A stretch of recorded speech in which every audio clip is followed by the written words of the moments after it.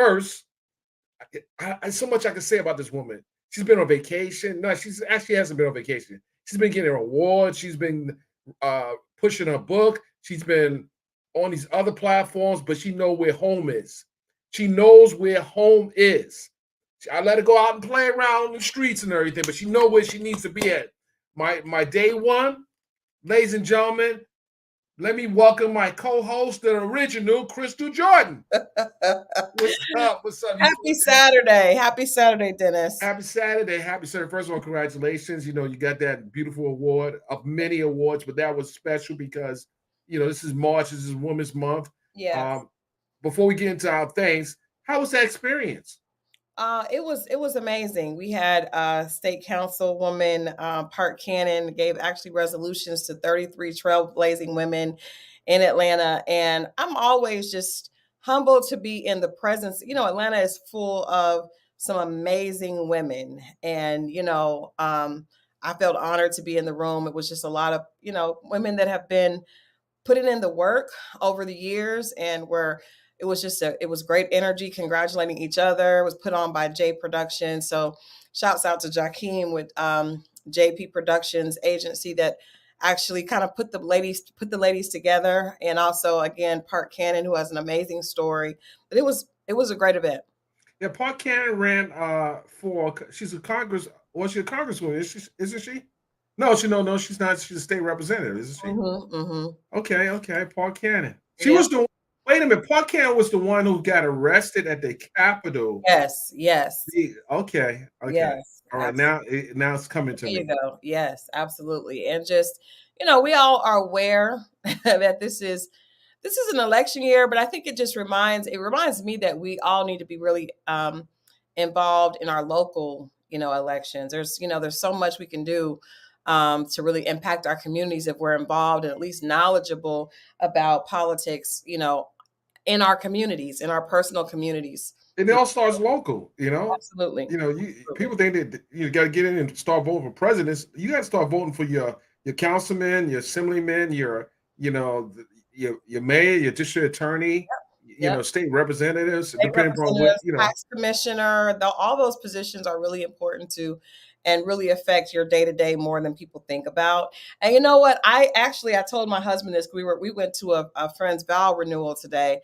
But I think, after I've had the opportunity to work in politics a little bit, behind the scenes, doing like that. But I think, Dennis, that's something I would consider doing, to be a council person, to run for council. What? Oh, no.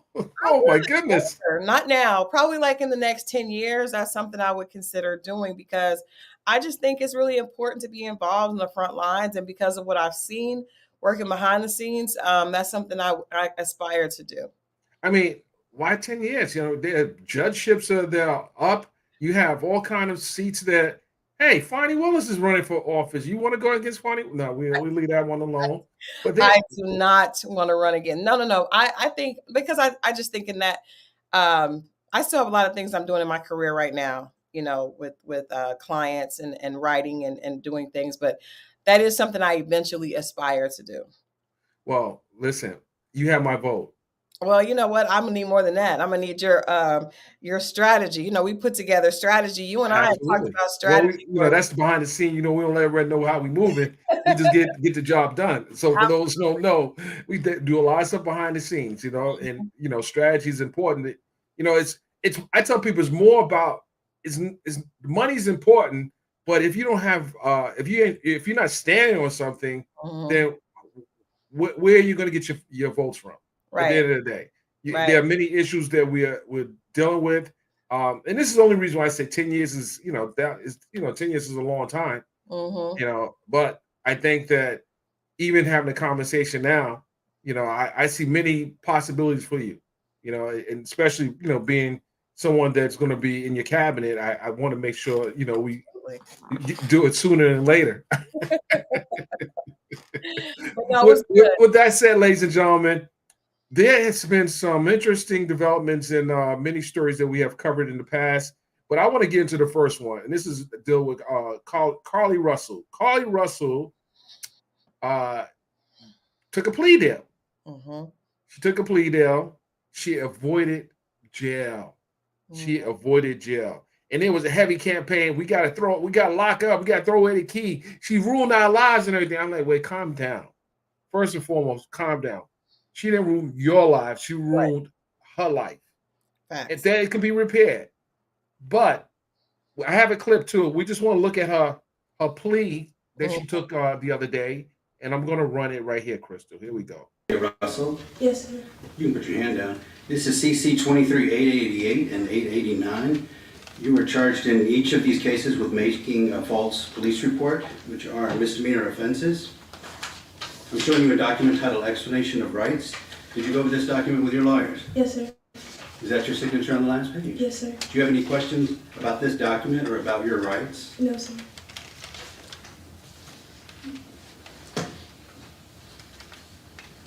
All right then, and there is no plea agreement here. Do you understand that? Yes, sir. In CC 23-888, as to the misdemeanor offense of making a false police report, how do you plead? Guilty. And in CC 23-889, as to the misdemeanor offense of making a false police report, how do you plead? Guilty. Fine. Girl, say You that with have, your chest. Say guilty. I'm a little out of order here. I'm showing you Court's Exhibit B. Did you go over this document with your lawyers? Yes, sir. And is that your signature at the bottom? Yes, sir. Are you satisfied that your attorneys, Mr. Henry Anthony, Richard Jaffe, and Lucky Milad, Yes, are sir. good and competent attorneys and have represented you well? Yes, sir. Are you satisfied with the plea agreements in these cases? Yes, sir. You're pleading guilty of your own free will? Yes, sir. Has anyone forced you or coerced you to plead guilty? No, sir. Has anybody promised you anything in exchange for your plea? No, sir. Are you pleading guilty because you are in fact guilty? Yes, sir. All right, at this time, before we proceed, well, I find that your plea was made knowingly and voluntarily, and based on your plea, I find you guilty. Before sentencing, first, is there anything that the Attorney General's office would like to add? Yes, Your Honor, if you don't mind. Here was As the court is aware, I have asked to speak today, and I have a lot to say, but the court has asked me to limit it to 2 minutes, and so I will do that. First of all, this case has always been about respect for law enforcement and respect for this community as a whole. Ms. Russell faked a kidnapping, duped the community, and contrived this situation. We still, Judge, don't know to this day where she was, how she got there, what she was doing, with whom she was doing it with. Once we figured out that she was supposedly missing, the community got involved. Hundreds of people got involved. They took time away from their families, their work, their fun. Law enforcement got involved, from federal, state to local. And they took time away from their family, their people, their work, other cases that needed to be solved.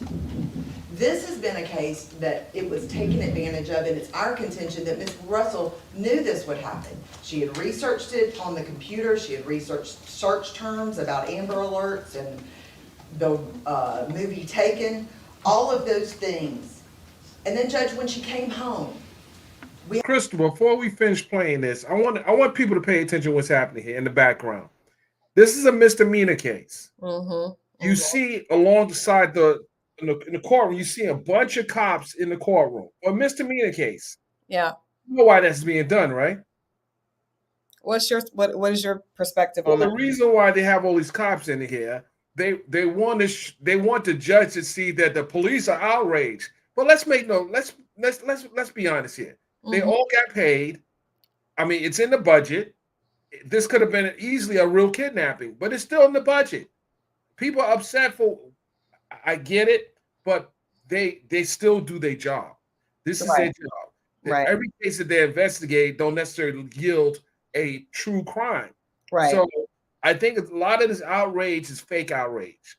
I agree. It's fake outrage. I do think it's fake outrage. I mean, obviously, I was thinking that the police were there because they, the prosecutor's trying to show how she wasted, resources of the city with the police, using the police and things like that, which is true. But, watching that clip, the biggest thing that stands out to me is that Carly is 25 years old. Right. 25 years old and has grown up as a part of this social media age where there are a lot of people lying about huge things on social media. Now, few get the type of attention that this case did garner. But I do think that we have to understand. I don't know that she has any previous. We haven't heard that she had any previous, There's no previous, no problem. record or anything like that. This is a 25-year-old girl that that lied. She did lie, but I think that it blew up bigger than she thought. And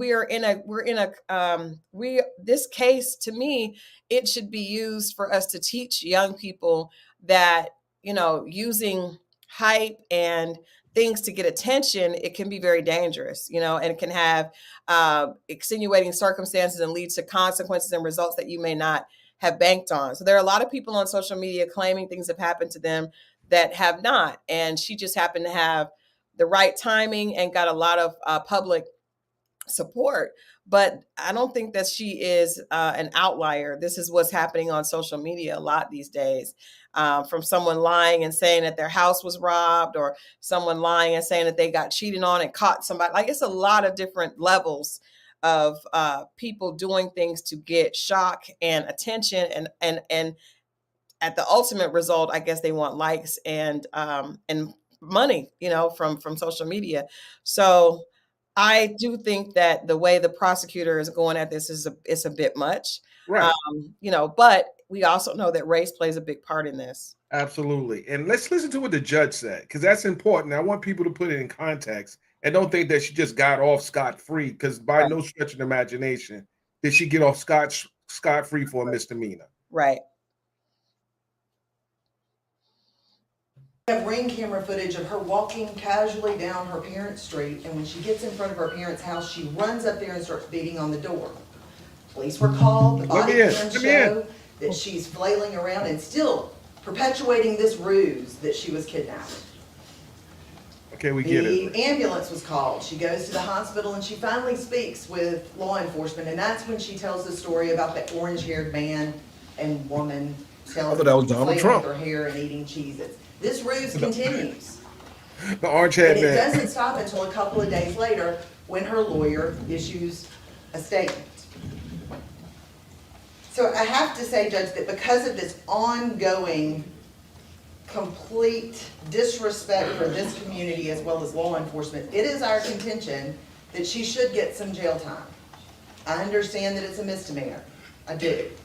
But because of the effect that it has had on law enforcement as well as on the community, we feel even if it's weekends in jail or nights in jail, that some sort of incarceration is warranted in this case. I think I kept it under 2 minutes. All right, thank you, Ms. Morris. All right, is there anything from the defense attorneys? No, sir. Judge, what we're gonna do is gonna let Ms. Russell make a Yes. statement. Okay, Ms. Russell, before being sentenced, you do have a right to make a statement. Is there anything you'd like to say? Yes, sir.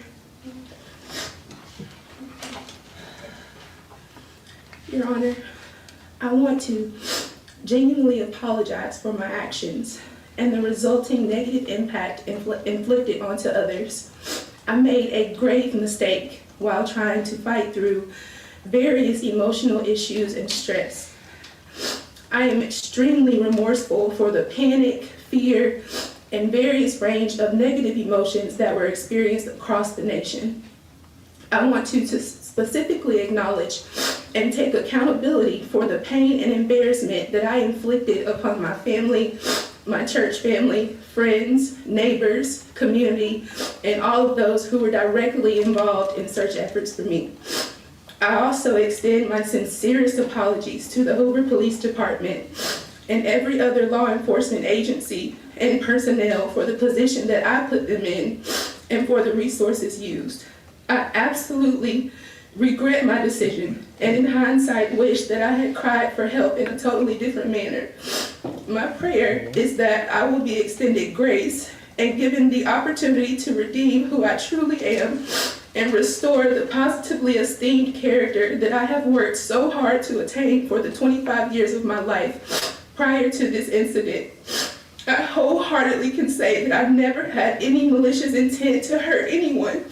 And I pray that you will feel my sincerity and that as I prepare to pick up the pieces and go on to restore my life, that you will witness the fruition of grace.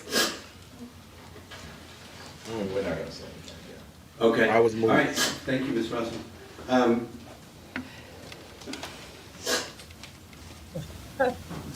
When you first made this report, you alarmed Okay, so this community, and let me say something with the cameraman. He needs to get his act together. As you know. And then when it came out that it wasn't true, not only was this community outraged, but the country was outraged. What you did was you wasted a lot of government resources, and you're going to pay for that. You're going to pay every dime of that in restitution in this case. It would be a waste of government resources to have a trial in this case. So you have taken responsibility, and we're not going to do that. It would be a waste of government resources to put you in jail. One of the most expensive things the government does is incarcerate people. And we need to reserve our jails for people who are genuinely a threat to the community.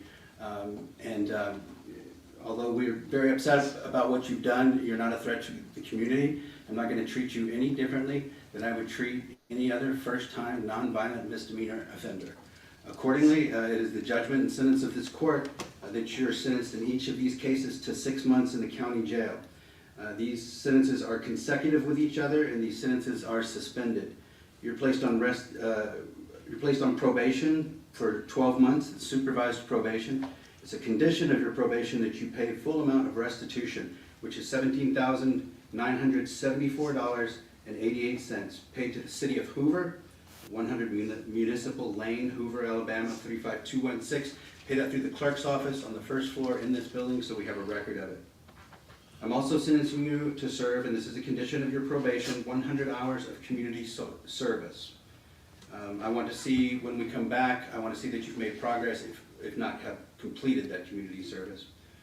I understand that you're currently getting mental health counseling, is that right? Yes, sir. It is a condition at this point of your probation that you continue getting mental health counseling, and I'd like to see some proof that you're getting that counseling when we come back.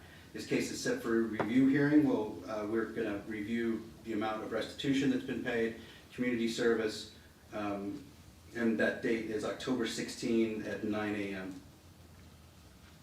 Anything else for the state or the defense? Nothing from the defense. No, you're not. So, Thank you. Thank you, Judge. okay, so there you have it. Restitution, which is $18,000 pretty much, $17,900, $18,000. 100 hours of community service, mental health. I mean, that's a lot for a misdemeanor, and it's a first offense. It is a first offense. It's not violent. I do believe that I do remember hearing, and I have to look this up. I do remember hearing that the reason that she kind of broke down and did this is because she had gotten fired for something that happened with inappropriate behavior where she was working. Right. I wish that more judges would look to solutions like this. Now, of course, like you said, this is a misdemeanor, nonviolent offense, but I do think that we have to take it seriously. And I also think you have to realize that the entire country was in arms about this. They have to do something that will be impactful. So 100 hours of community service, like I said, I wish that we had more judges looking for solutions like this with people that actually would, and mental health rehabilitation, in a way, because basically that was her acting out, crying out for attention because she did not know how to handle her situation that she was in. And so she fabricated this as a way of not being able to handle her, what was happening in her life. We know that, a lot of people are dealing with anxiety, depression, and different mental health conditions. And I think that putting people in jail and even embarrassing them publicly is not necessarily the way to do it. So I really don't have a problem with his ruling. I thought it was fair. And people have to remember the common denominator for me is the mental health issue.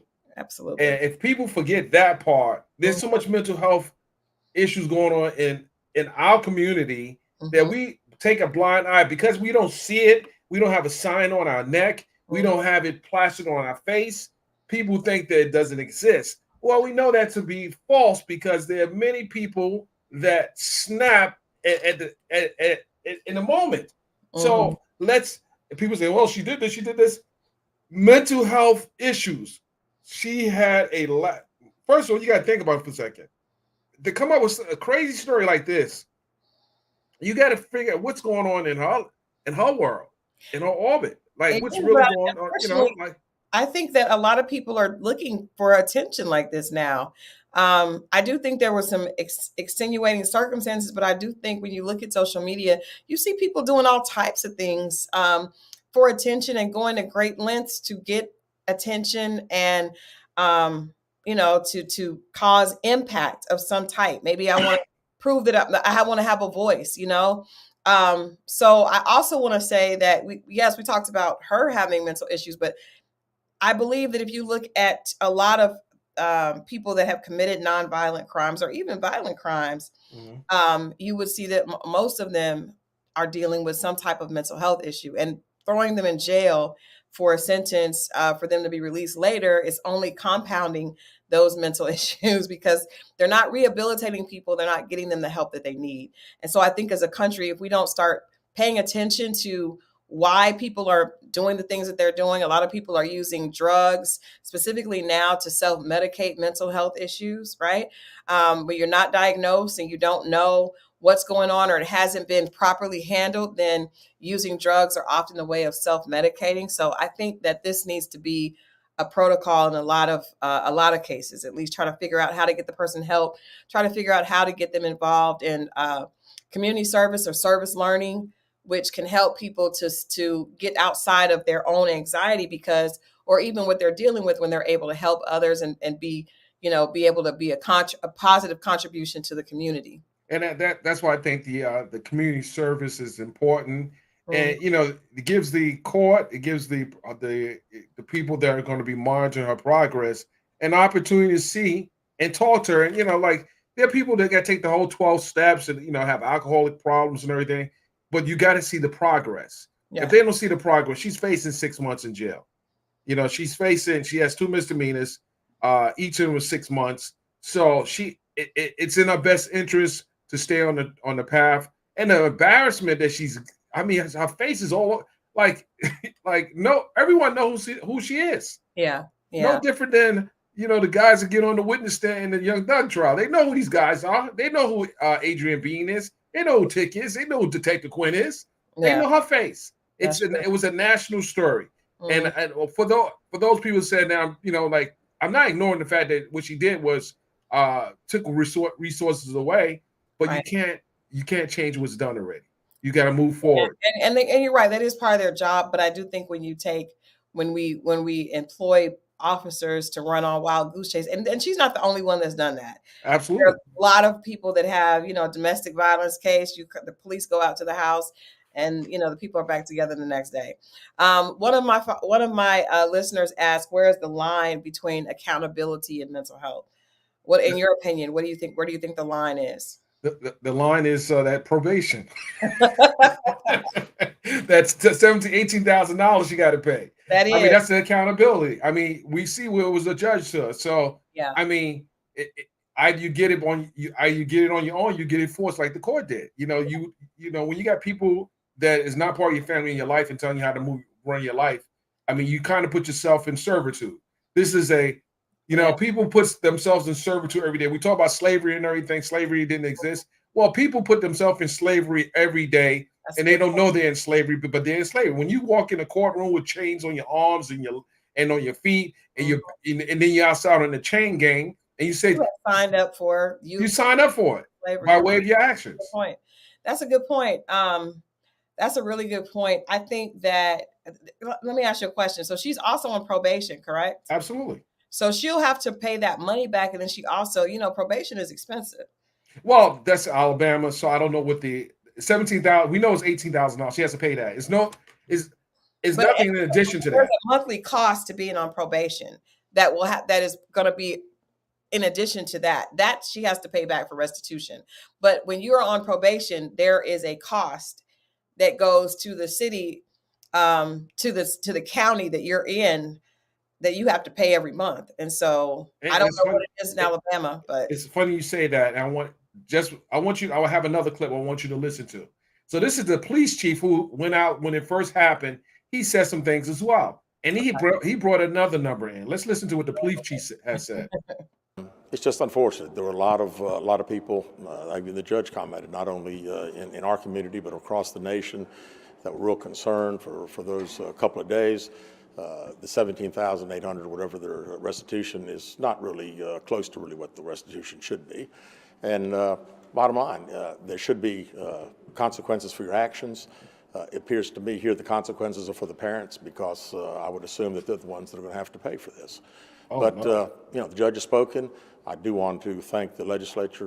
The last press conference I gave, I talked about that this should be a felony, and I think we're headed that direction. So hopefully, if anybody does anything like this again, then they'll be prosecuted in a different manner. But again, we leave here happy that it's over. Disappointed that there will be no jail time whatsoever. Could you give us a better figure as far as a ballpark amount? The real figure should probably be in the 40s, at least $40,000 to $50,000 for all the money that we spent. How do you feel that was your... Yeah, and that's the deal. We as the state said, we still today don't know where she was during that period of time. Obviously, probably had help. We don't know who the help was. And again, to me, it's a little slap on the wrist. Pay your money and go forward. And I just think, because I'm just a little disappointed in all that. I'd have felt better if they didn't want to give any jail time. Let's at least discuss where you were and find out what the circumstances were. I mean, we talk about everybody's got mental illness today, and if she's got issues, please get the help that she needs, and hopefully she'll lead a good life from here on. When you're So first of all, Chief, you get a lot of press time as well. You've already got the potential of making this type of behavior a felony. 40,000 plus. That's interesting. Yeah, I wonder if he would have said, and I hate to say this, but I have to. I wonder if his grim attitude would have been the same if she had been blonde haired and blue eyed. Well, something we never know, because it wasn't a blonde hair, blue eyed person. I know. I'm just saying, and we look at, but if we thumb back through history, yeah. If we thumb back through history and we see cases where young women have, have crimes, falsely accused men of crimes all the time. And I would say there are men that have been accused of rape specifically. Absolutely. That has and have wasted the court's time, and then those stories have been recanted after the damage has been done. I just think that there is an overall bias that's the racial inequity spans, and I think it's he may not even realize that there's a difference in the way people in authority, that white people in authority treat young Black women. Well, hold on, Christal. He's a police chief. He realizes. I mean, but I don't know. I think a lot of it is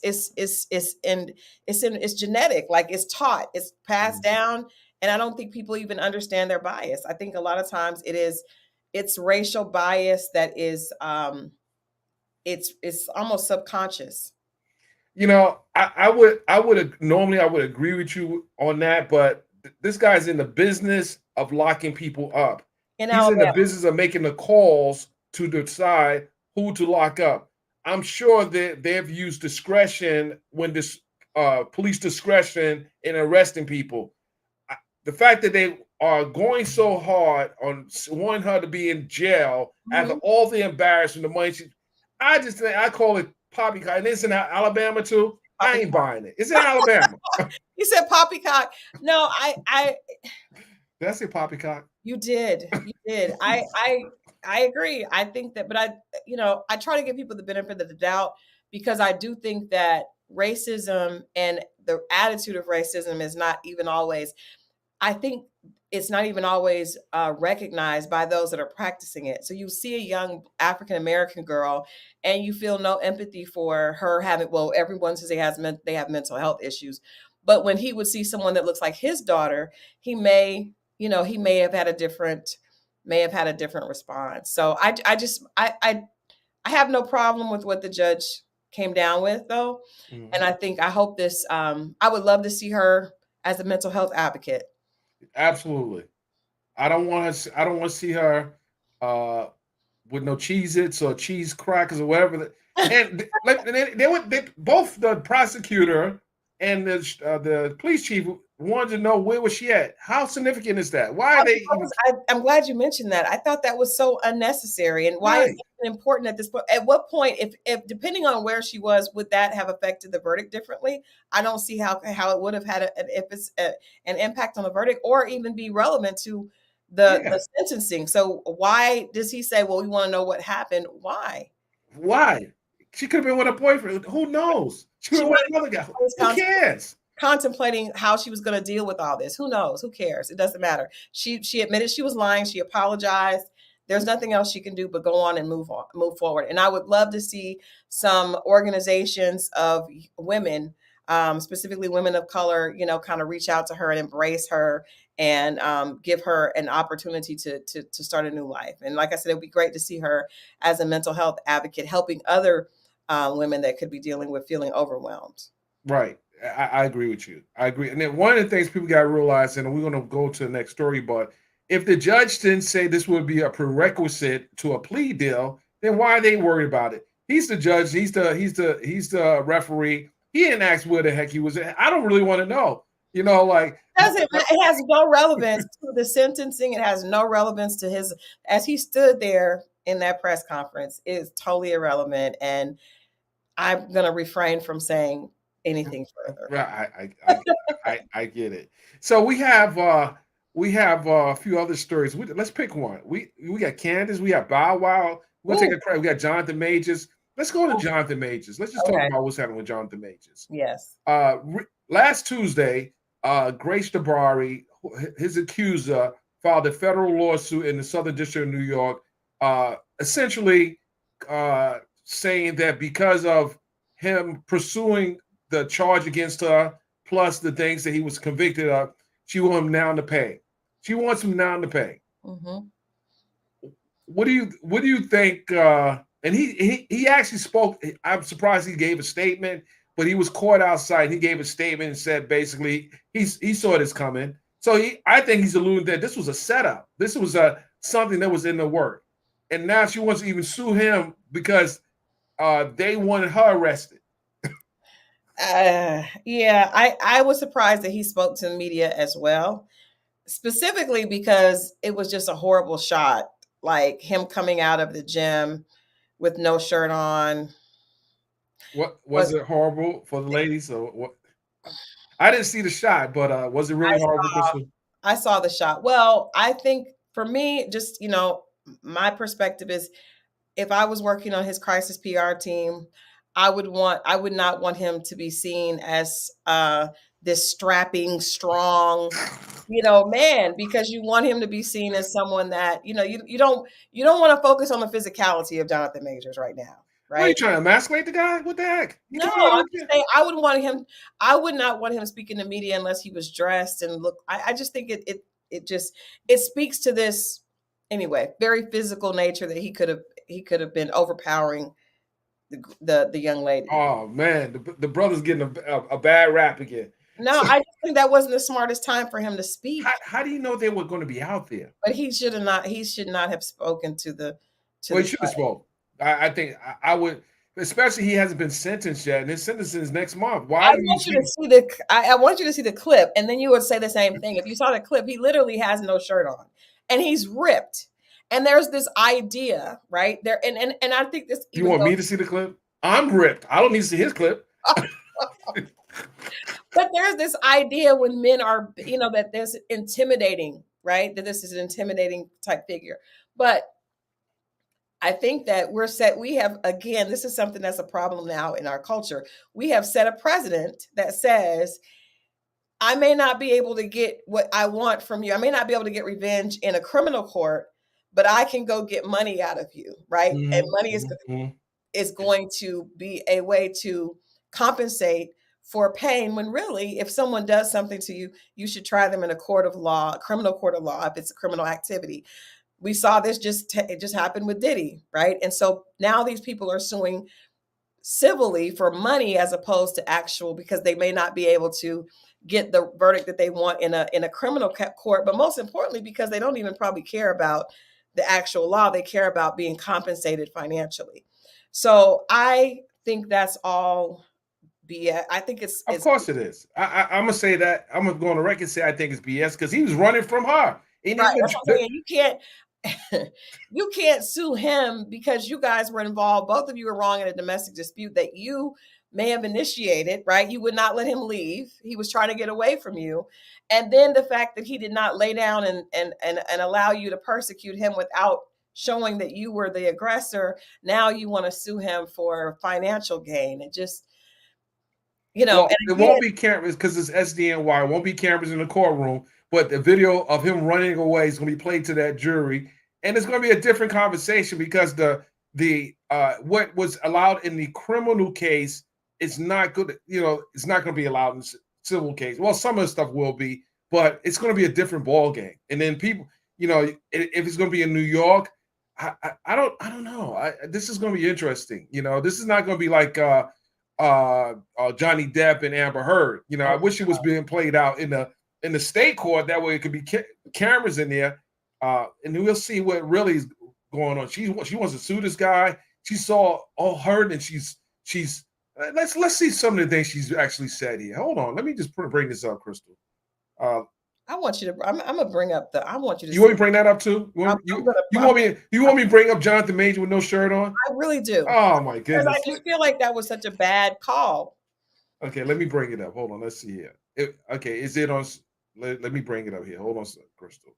She wants me to bring up Jonathan Major with no shirt on. I just want people to understand why I said it was a bad call, because when you're trying to, especially when he's still waiting for sentencing, like I just didn't think that was the smartest thing for him to do.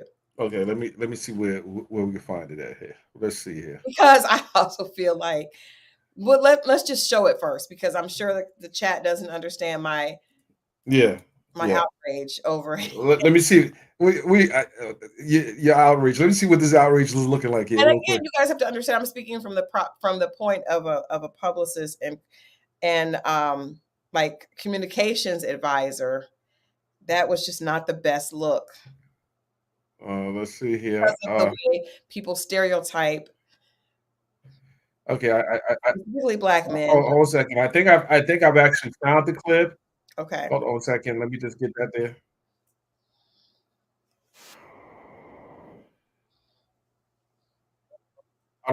That's not the clip. So I don't have the clip, Christal. All right, let me try to get it and send it to you. Yeah, because I'm seeing another photo with his shirt off. What the heck is this?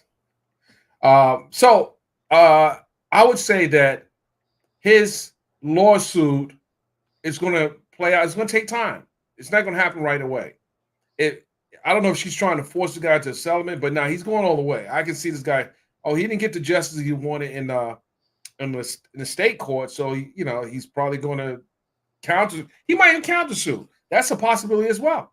Yeah, he probably will. I would assume his lawyers probably will. Dennis, I'm sending you the clip, but I don't know if you'll be able to. Dennis, send it to me. Anything's possible. All right, let's see what we can do here. If it's a link, I can bring the link up. If you just send it to me. Your email is. I'm emailing this to you. Can you just text the link? Just text it. Okay.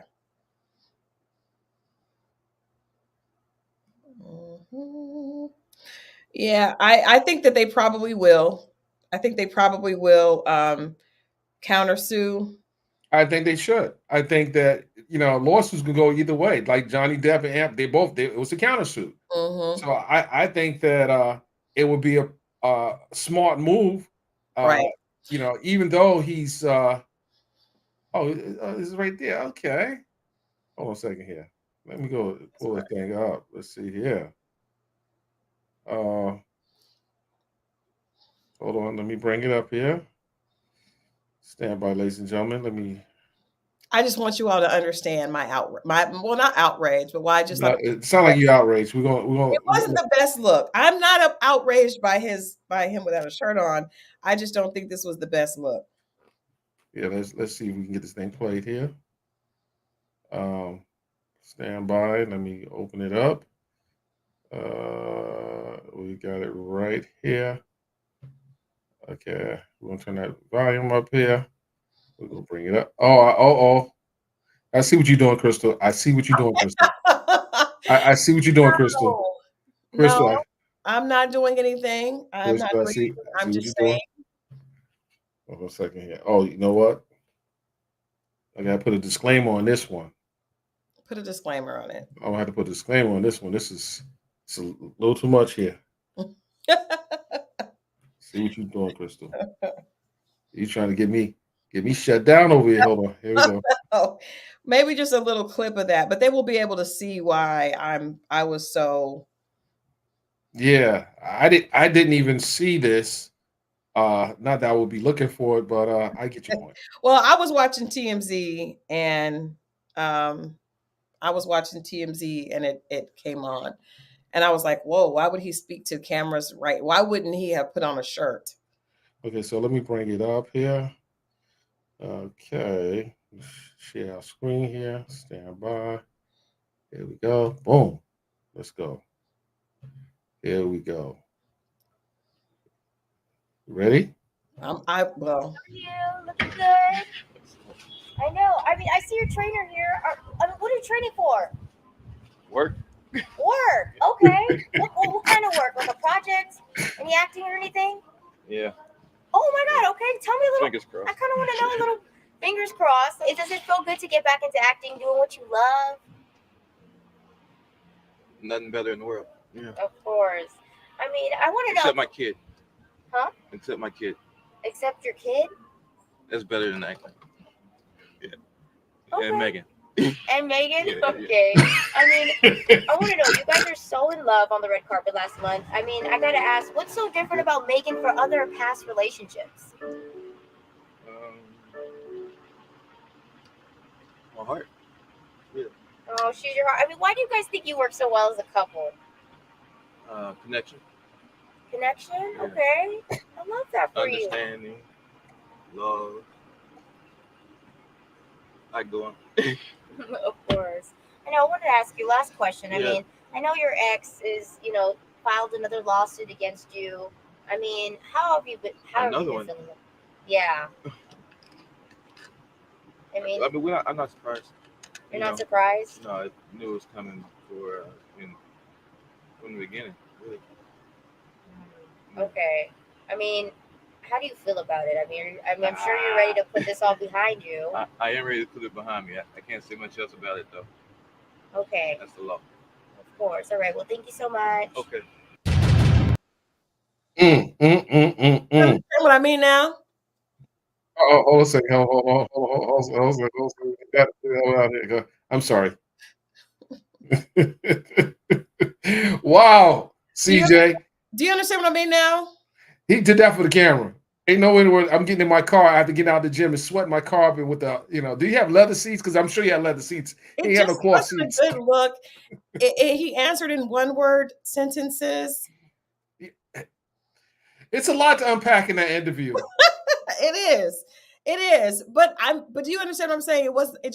I wish you wouldn't have said anything.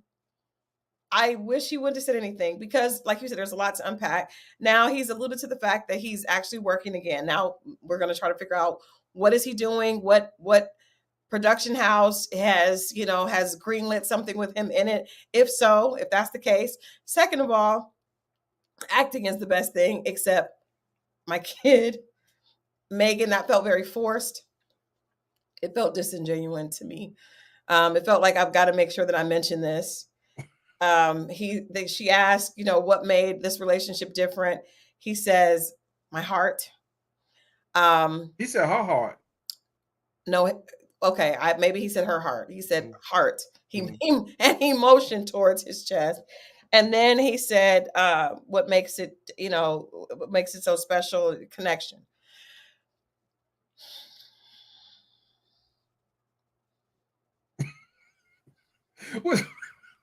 The brother can't catch a break. I mean, she out there. He has been quiet.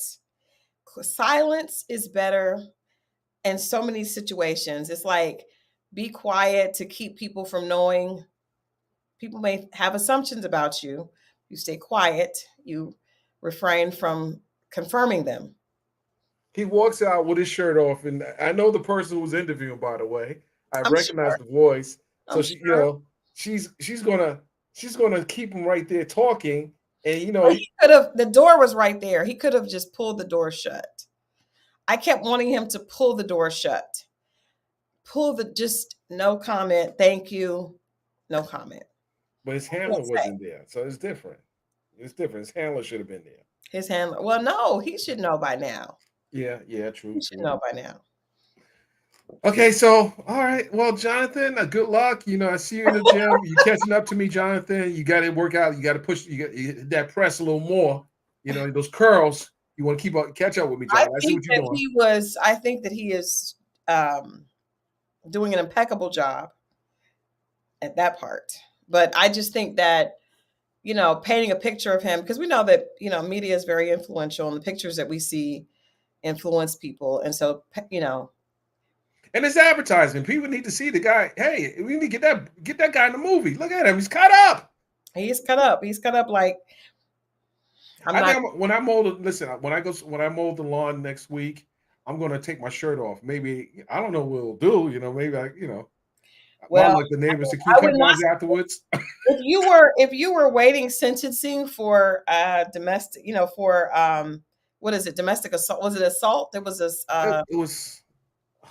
It was a low-level misdemeanor. If you were waiting sentencing, I would suggest you not be seen outside ripped up with your shirt off.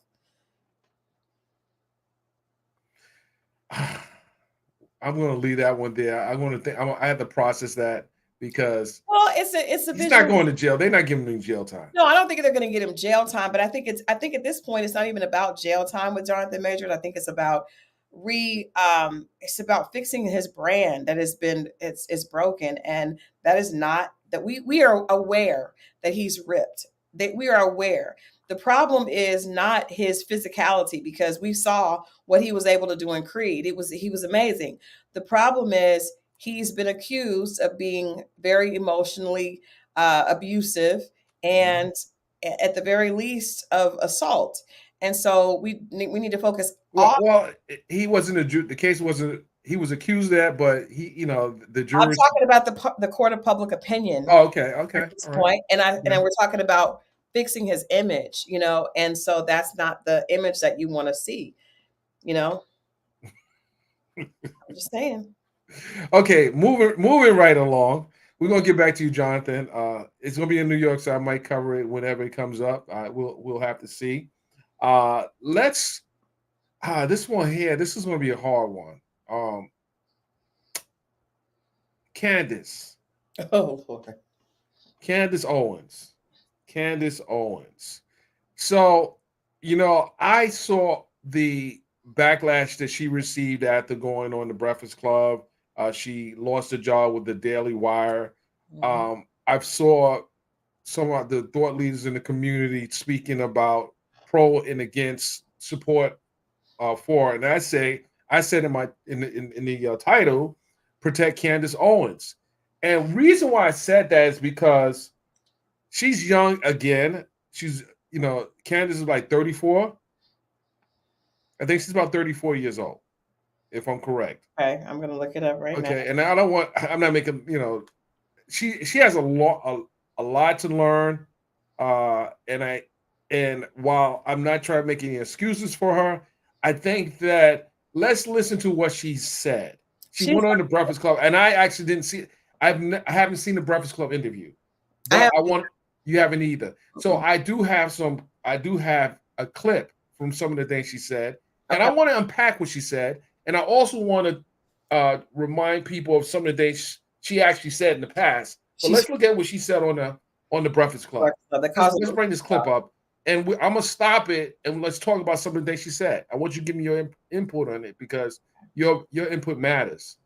And kind of kept dumb but emotional intentionally by the school system. And I started reading up on like Thomas Sowell, Shelby Steele, a bunch of Black scholars I originally had dismissed as Uncle Toms. And irony now is I get called an Uncle Tom all the time. So I got what was coming. But yeah, and then I realized that actually I've always been a conservative. I just didn't know it. And economically speaking, of course, the conservative arguments make the most sense. Does that bother you that people call you an Uncle Tom? No, not at all. First off, because if they read the book, Uncle Tom was the hero. But also because Right there. Did you read the book Uncle Tom is the Hero? Mm-mm. Okay. And she wears that label, she wears that badge with honor that, that people are calling Uncle Tom. Do you think from following her in the past, do you think she gives you that, is deserving of that label? First of all, I want to say I think Candace Owens is extremely intelligent. And I think that she knows how to push emotional points for a conversation to get people to engage and to get people to, because if people that feel like get into extreme emotion, if they're either extremely for what she's saying or against, she wins either way. And I think she knows how to get in there and say things that are going to incite emotion. I also think that some of the things that she says, she goes a bit far just to do that, just to play into that.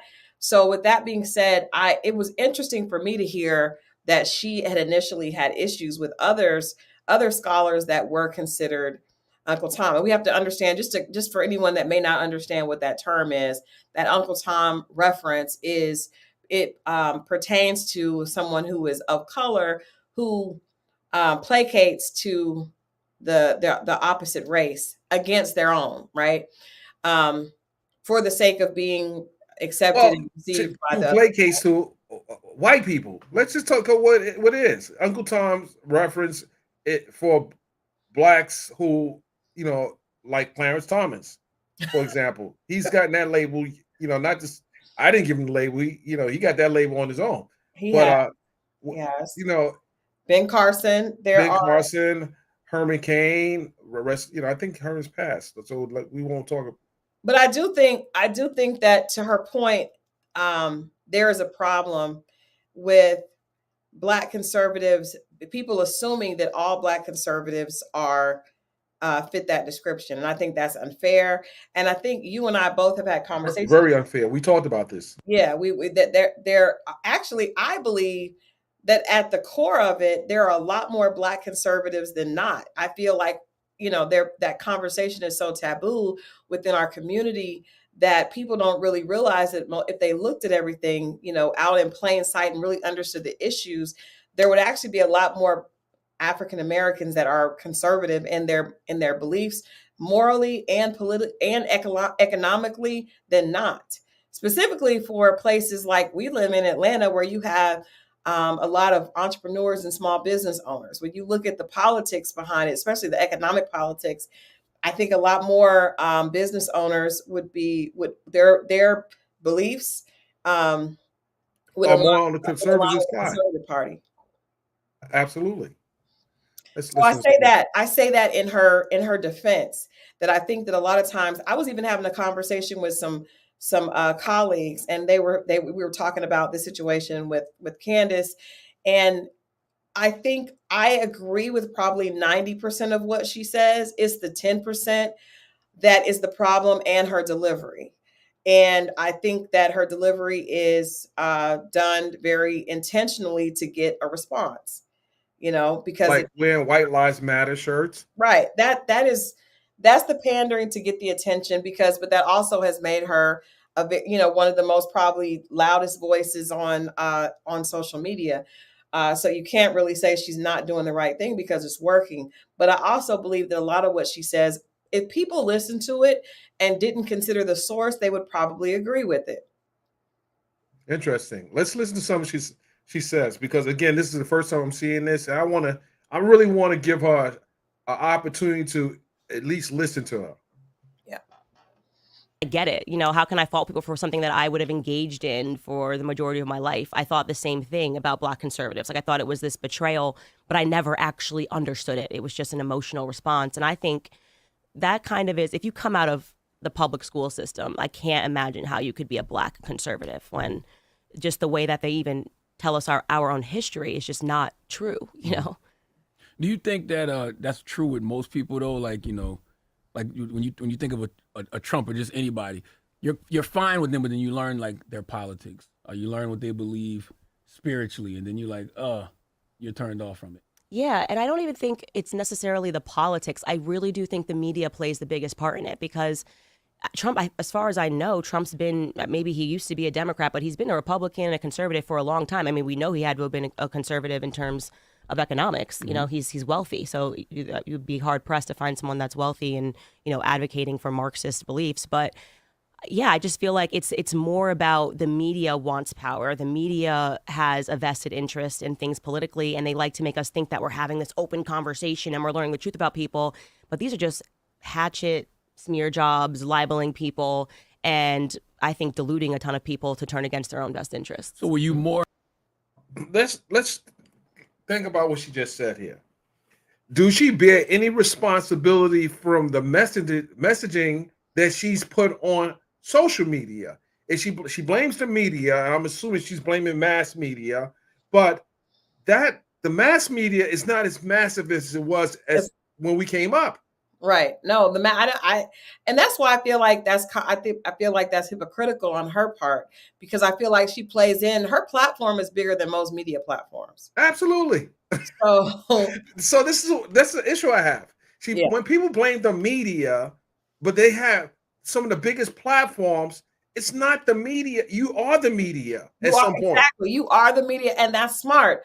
But you are responding to any influential platforms that don't share your beliefs. That's the problem. That part. So when people respond, and she pushes buttons, like she just said, it's emotional responses. She knows how to push buttons, and when she gets a response that's not necessarily aligned with with her agenda, then it becomes, that's the media, and I blame the media. But the reality is she has created her own platform that is, you know, that she receives most of her insight. It's not like she does a lot of these type of interviews. She does her own conversations on her own platform. So I think I call BS on that. I do commend the Breakfast Club, because I feel like specifically for us as people of color, we have to be willing to hear. There is a problem when we will not listen. We don't even want to entertain someone else's thought. To me, the best way of knowing your own belief system is to listen to others' beliefs so you can understand why you believe the way you do. If you're afraid to even hear what that person says or hear them out, then you are promoting ignorance, because in order for people to make rational, sound decisions, they need to know the totality of both sides. And that's why I had decided to actually listen to the interview. I've heard things she said in the past, and it was a turnoff for me, but me being a part of the media, right, I have to still be able to at least listen, unpack, discuss, and make the forum wider. Right. So this is, you know, at first I said, I don't want to listen to what she got to say. But no, you got to listen to what she has to say, because others are talking about it, and, you know, she might make some valid points. We don't know. You cannot know if you don't listen to information. I don't feel like we should ever be afraid of information. I can listen to someone and say I don't agree. But the reality is, most of the time when you listen to someone, you're going to be able to find some points of similarity and connection. You may not agree with them overall, but they may say something that you do agree with. And that's the thing. None of us are totally black or white. None of us are totally, you know, even if you look at political parties, I would joke with a friend of mine at the point now I'm an independent, so I'm not aligning with either party. But wait a minute, hold on. This is breaking news. You're independent? It's not breaking news. Okay, I'm sorry. It's not breaking news, but I used to refer to myself as a very conservative Democrat. But the older I got and the more I started to, you know, as I became a business owner and I was like, I don't even want to be aligned with either party. I want to be able to vote based on whose platform aligns with my personal agenda. And if not, I'm able to say, okay, who gets the closest to what I'm saying? But I think it's very dangerous when people lump themselves in one category and are afraid to listen to what the other side is saying.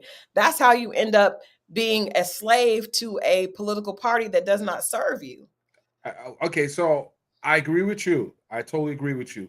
But I also know that people run the risk of following others, like almost like a cult-like following. Exactly. So sometimes you got to be careful sometimes of what you take in. You know, like I'm not going to sit around and listen to the Proud Boys messaging all day just because Right. I say I want to listen to them. No, I'm good on them. I'm good on it. You got to, what you bring into your mind. Sometimes, you start talking it and then you maybe act on it. So you got to be very careful. No, I agree. You have to definitely guard your ears and your mental health. However, I do think it's important for us to know. I think that I need to know what as Black people in this country, we need to know what the Proud Boys are talking about, because we need Oh, to know absolutely.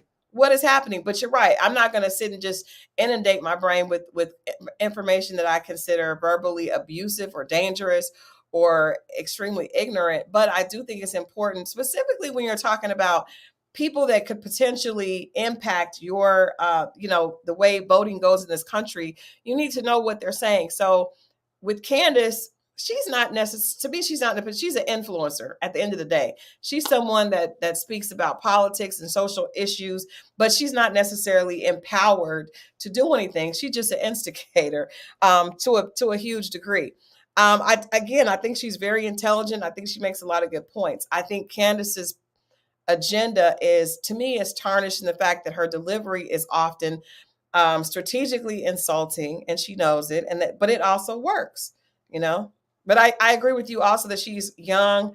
She's 34. She's very bright, but she probably will get more insight as she couples a little bit more experience with her intellect and is able to become more hopefully positively impactful. I did learn that she was a Democrat prior, or at least she was involved in causes that would have, that definitely would have aligned with Democrat views. So it's interesting to see her so extreme at this point in her life. Do you think, does she remind you of a younger version of Omarosa? No, she doesn't. Okay. We'll leave it at that. Not at all. Anti-media as opposed to being pro-Trump?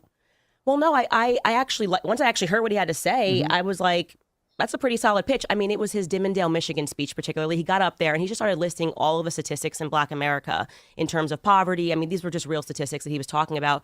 And his pitch was basically like, you've been giving your vote to Democrats for 60 years. Why don't you just try something different? You know, I think that's a pretty good elevator pitch. Like, hey, you've been doing the same thing for a long time. I'm not saying I'm amazing, but why don't we try something different and see if it gets better for you? And then suddenly I flipped over to CNN and it was Don Lemon's crying. I think it was, I'm maybe being, but it was just, they were so dramatic and they were lying about what he said. They're like, he looked you in the face and told you you were poor. I'm like, that's not what he did at all. So I just got interested. I'm a very curious, interested person. If I get interested in something, I will just take it all away, read books. And I'm like, why are they doing this? Why are all the media companies that I believed my whole life just lying about it? Just say what he actually said and let Black Americans decide for themselves if that's a good enough pitch. They may have said no. I thought it was interesting, but the lying is something that I think is outrageous. It's gotten out of control. I think it's worse now. I think it's worse now because not only do you have people who will just create the headlines based off what they feel you said as opposed to what you said. You have people that will just straight up manipulate your audio, manipulate your video, just to push a narrative. One of the wildest things, the craziest things that people say about me all the time, and it drives me crazy because it's literally made up. They're like, Candace said racism doesn't exist. If you go find that headline of Candace says racism doesn't exist, they didn't put it in quotation marks because I never said it. They were like, Candace said racism doesn't exist because she's quote unquote never been a slave. The words never been a slave came out of my mouth, but I never said racism doesn't exist. And it was in the context of an entire speech. The media knew that Black people were not going to go watch the speech or try to find. Well, I've never been a slave. You've never been a slave. I get that part, and I think people, again, she has a way of knowing what to say to get, and some people paraphrase. They paraphrase what their understanding of it is, and she said some other things, but I see why she's honing in on that particular thing. But let's look at some of the other things that she said in the past. Some of her other good work. Right. Some other good work. in the original speech, they were just going to read the headline and react and be like, oh my God, Candace Owens Mm-hmm. said racism doesn't exist. Like, how could she say this? She's a hypocrite. She's a liar. This happened to her in her childhood. Yeah, you So- sued your high school for racism. Yeah, So well, clearly, it's actually that's not what happened. I didn't sue my high school for racism. For not But protecting you during that time, I said, right? Oh, They said for not protecting you. They I said, just did deal with the media does. yep, yeah, absolutely. no, it's fine. I mean, I get it because it's something that I've talked about at length. But essentially, I had this situation happen to me in high school where somebody that I was actually best friends with left me horrific voicemails. They were racist voicemails. There's no other way to slice it. They called you a nigga because you didn't want to date him. No, he actually, I think he was gay, to be honest. It was nothing about dating. I think this was kind of a circumstance of like, I had my first beer. I'll be honest, I got a boyfriend and I just stopped hanging out with my friends. Very typical high school, stupid stuff. And this gay guy that I was friends with was like outraged by it. And one night he was out drinking with kids that were way younger than him that I had never met. And they left me horrific voicemails. I mean, like bringing in like Rosa Parks. There was tons of threats. Well, that would be racist. They were just They like bought it stuff was up about Rosa yeah, like it Parks. was there was no way to slice it, but it was they were extremely racist and it was terrifying too because I didn't know who the phone calls were coming from. Long story short, one of the kids in the car happened to be the governor of Connecticut's son, so it became this sort of overnight political story. And while it was going on and there were like news cameras in front of the school, I left school and just homeschooled for I think it was about 6 to 8 weeks. And basically we got reimbursed for the time that I was homeschooling is what happened. But Wow. yeah, so when people retell that story now, it's like she sued her school for racism and the NAACP helped her. And I'm like, no, the NAACP did not help me. They used my face and my name to fundraise for the NAACP, which is actually the reason why I don't like the NAACP. It's like a very valid reason because I was a little girl, I was 16, 17 years old, and it was a really hard situation to go through as a child. I'm not like I am now, 34 years old and married with that support system. It was kind of fame you don't want, but Well, hold on a second. Now, it's Christal. That was a lot. There was a lot to unpack in that clip. Right. So the NAACP came in after hearing these kids making racial statements towards her, and her gay best friend, according to her, also made racial statements to her. Don't you think the NAACP should have came in? Do you think that they should have said? What do you think? I think it's hard to know exactly what happened. And that's funny because I had read that she was a part of a campaign with the NAACP years ago, which is interesting. I was just like, that's weird because of her stance now. But depending on how she sees it, I would love to know more about that situation. Because that really speaks to it. I believe that, who we are is largely based on how we grew up, what messages we learned from as a child. And for her to make that move, I grew up in Oklahoma. So there were I was called nigger several times. In college, I was called nigger, but I never would have that wouldn't have been my response. So Candace is obviously someone that from a young woman has been taught, and even maybe a young child, that you can fight back, and she was very aware of racism, right? So that just kind of is a weird beginning for her, considering where she's at now. I would love to hear more about that because, like I said, that was a lot to unpack. Who spearheaded that? Did her mother? Because for her to homeschool and then to sue them for the time or not sue them, but for them to repay, that meant that there had to be some type of legal proceeding for them to get paid for the time that she was out. Someone had to be involved with that. That wasn't. I agree with you, Yeah. and I think probably because she said she was younger, she's homeschooled. I think her parents probably came in and said, "Hey, Yeah. this something ain't cool." Mm-hmm. We don't know everything, so that's It's interesting, though. It's interesting who we choose to make the villain in the stories. Because if you notice, Charlemagne, DJ Envy, and even Just Hilarious all insisted that was racist, and she really doesn't villainize the kids that are doing it. She does not villainize them in that story.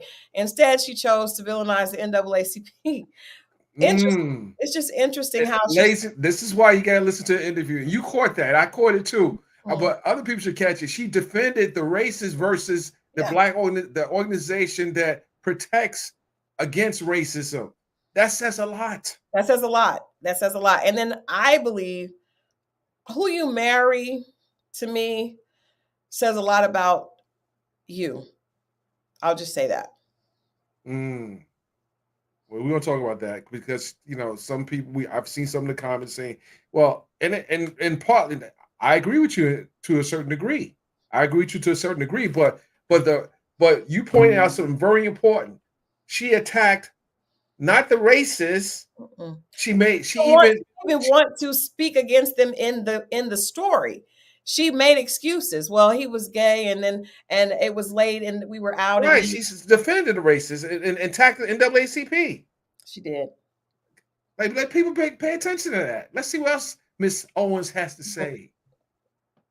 I'm actually very grateful that it happened to me because it allowed me to really consider what the media was. Even though I was still a liberal, I knew what the media was. Like, I knew the media was all about selling a headline. I knew then I got an early lesson in the NAACP. I think organizations that never want racism to go away, because how are they going to fundraise? Like, if you're a CEO of the NAACP and you're earning X amount of dollars, you got to keep the racism narrative going on, or you're going to work yourself out of business. So, no. That speaks to her. That speaks to her being very delusional, because she mentioned that these kids, and I'm assuming they're white kids. She never said that either. That either. Because she's trying to protect them. She mentioned that it was things that scared her, and that they mentioned Rosa Parks. So I can just assume, because like I said, I've had that experience being one of very few Black students at college, and early on in school, I was one of 2 Black kids in the class. So I know what that is like. But at no point does she said that she's happy that happened to her because it helped her to see how the media works, as opposed to being empathetic to that little Black girl that was told that she did not belong, she was out of place, all these things, and probably worse things, because she wouldn't exactly say what was said. That's another way that she's protecting the white kids that did that to her. So it's just interesting how she would take something positive from that and use it against. She's weaponizing the experience against the NAACP. That is crazy. And not against the racism that happened to her. And she said that the NAACP doesn't want to end racism, but she failed to acknowledge that racism was happening against her at her school. Absolutely. But I'm surprised that, let's see, let me just listen, because I want to see if Charlamagne or DJ Envy or just challenge her on that. Stuff that I talk about is always based on my experiences, and so it's just crazy to see how it gets manipulated in the press. Now, you said something earlier. You said that you wanted to listen to what Trump had to say. Mm-hmm. You said in 2016 you still didn't vote for him. Mm-hmm. So looking at the country now, right? Of course, there's Trump, there's Biden. Who do you think is better for our community? Obviously. Well, first and foremost, just for everybody, you should have a president that's, not mentally deteriorating like Biden is. I mean, he's in full mental deterioration. It's crazy to pretend anything else that's happening right now. It's scary, first and foremost, because we have. So hold on. Do we know for a fact that President Biden is in full mental deterioration? She just says things. Right. She's not a psychologist. She's not his doctor. She has not seen any of his paperwork, because no one has. No one has. For him to say he's in full, and again, she's using her access to media to promote something that has not been vetted. But again, DJ Envy, Charlamagne the God, and Just Hilarious should challenge her on this. Where's your proof of this? Yeah. Real enemies out there, and you have a person that can't lead. He can't remember what he ate for breakfast. He's saying things. And the amount of times that he keeps talking. How does she know this? She's buying into the media that she claims she has such an issue with, which is crazy. I'm not saying that, we don't know. Building a case. She's also building a case for why she wants to say that she's supporting Donald Trump. But we're also failing to acknowledge that in the case that the president is not competent, the vice president is supposed to step into their stead, correct? Absolutely. They have a order of secession. So yes. So I'm listening to you gotta. This is why you gotta listen to what people are saying, because right now she's really shooting herself in the foot right now. about his dead son as if he's alive. It's very alarming, and I don't say that with any ill will in my heart either, because he's showing Yeah, signs right. of when my grandfather, who passed a couple of years ago, started, his mind started diminishing, and you start to see those early signs of dementia. The way he walks, his gait, the way that he's falling, that this is crazy. Everyone should be outraged, whether you're on the left or the right. But in terms of the better candidate for Black Americans, I asked people the question, how were you living under Trump, the person that they told you was going to put us back into chains and we were all going to be slaves again? How was the economy under Trump, and how are you doing today? And every time you ask that question, everyone knows that they were living better under Trump, because he was deregulating the environment, and people were just living better under Trump. And he is, in my opinion, a better president, because at least he's telling you the truth, and he's telling you what he actually thinks. One of the things that I hated the most about him when he first came down the escalator, I was like, oh, he's way too brash. Obama sounds way more polite. But I asked the question, do you want to be politely lied to, or have somebody that's at least telling you what they think about you in no uncertain terms? So, I like Trump for a ton of reasons. And for me, it was always about the economic argument. And I knew that he was going to be a better candidate for Black Americans because of that, especially, build the wall sounded so wild, right? Back in 2016, it sounded wild. It sounded xenophobic. And I was saying, if these illegals get into the inner city communities, the first people that are going to be harmed are going to be Black Americans. People actually were mad at you, right? When you got into the conversation with T.I. at the Revolt Music Conference, right? And you were saying that, and people didn't understand it, but it seems like people are understanding what you were trying to say back then. Yeah, and I am so happy to have those moments, because I think T.I. is a trash person. I'll say that 1,000 times over, because first and foremost, I had spoken to T.I. prior to that event. Like, T.I. was the only person on stage that I actually knew. And for the same reasons that I met you, Kanye had put us in touch. We had talked, and I know that T.I. thinks more conservatively. So he was literally putting on a show. And it just makes me wonder, especially with all the stuff that came out in the Diddy lawsuit, who's controlling T.I.? Because that was wild. He was literally putting on a show like he didn't know me on stage. Like, he was surprised I was saying the stuff. He was way more level-headed and rational when we were on the phone. And I still look back on the moment. I'm like, what was he doing? It was like a circus act. So, Wow. okay, let's talk about that. She just made a lot of she made a lot of shots that connecting him with that Diddy lawsuit. That was low. That was a low brow. Low blow. That was a low blow, Candace. That was a low blow. I understand.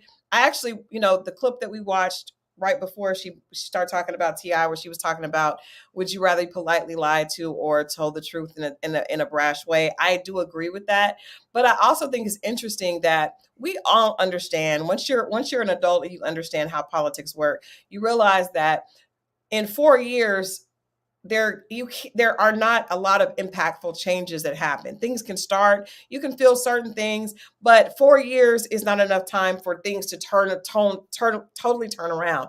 And so what happens is the president that's in office does reap the benefit of some of the things that happened the prior 4 years, right? Absolutely. So we cannot act like that, even though I know that we had a surplus when Trump came in. We had it was a surplus because of what Obama had done.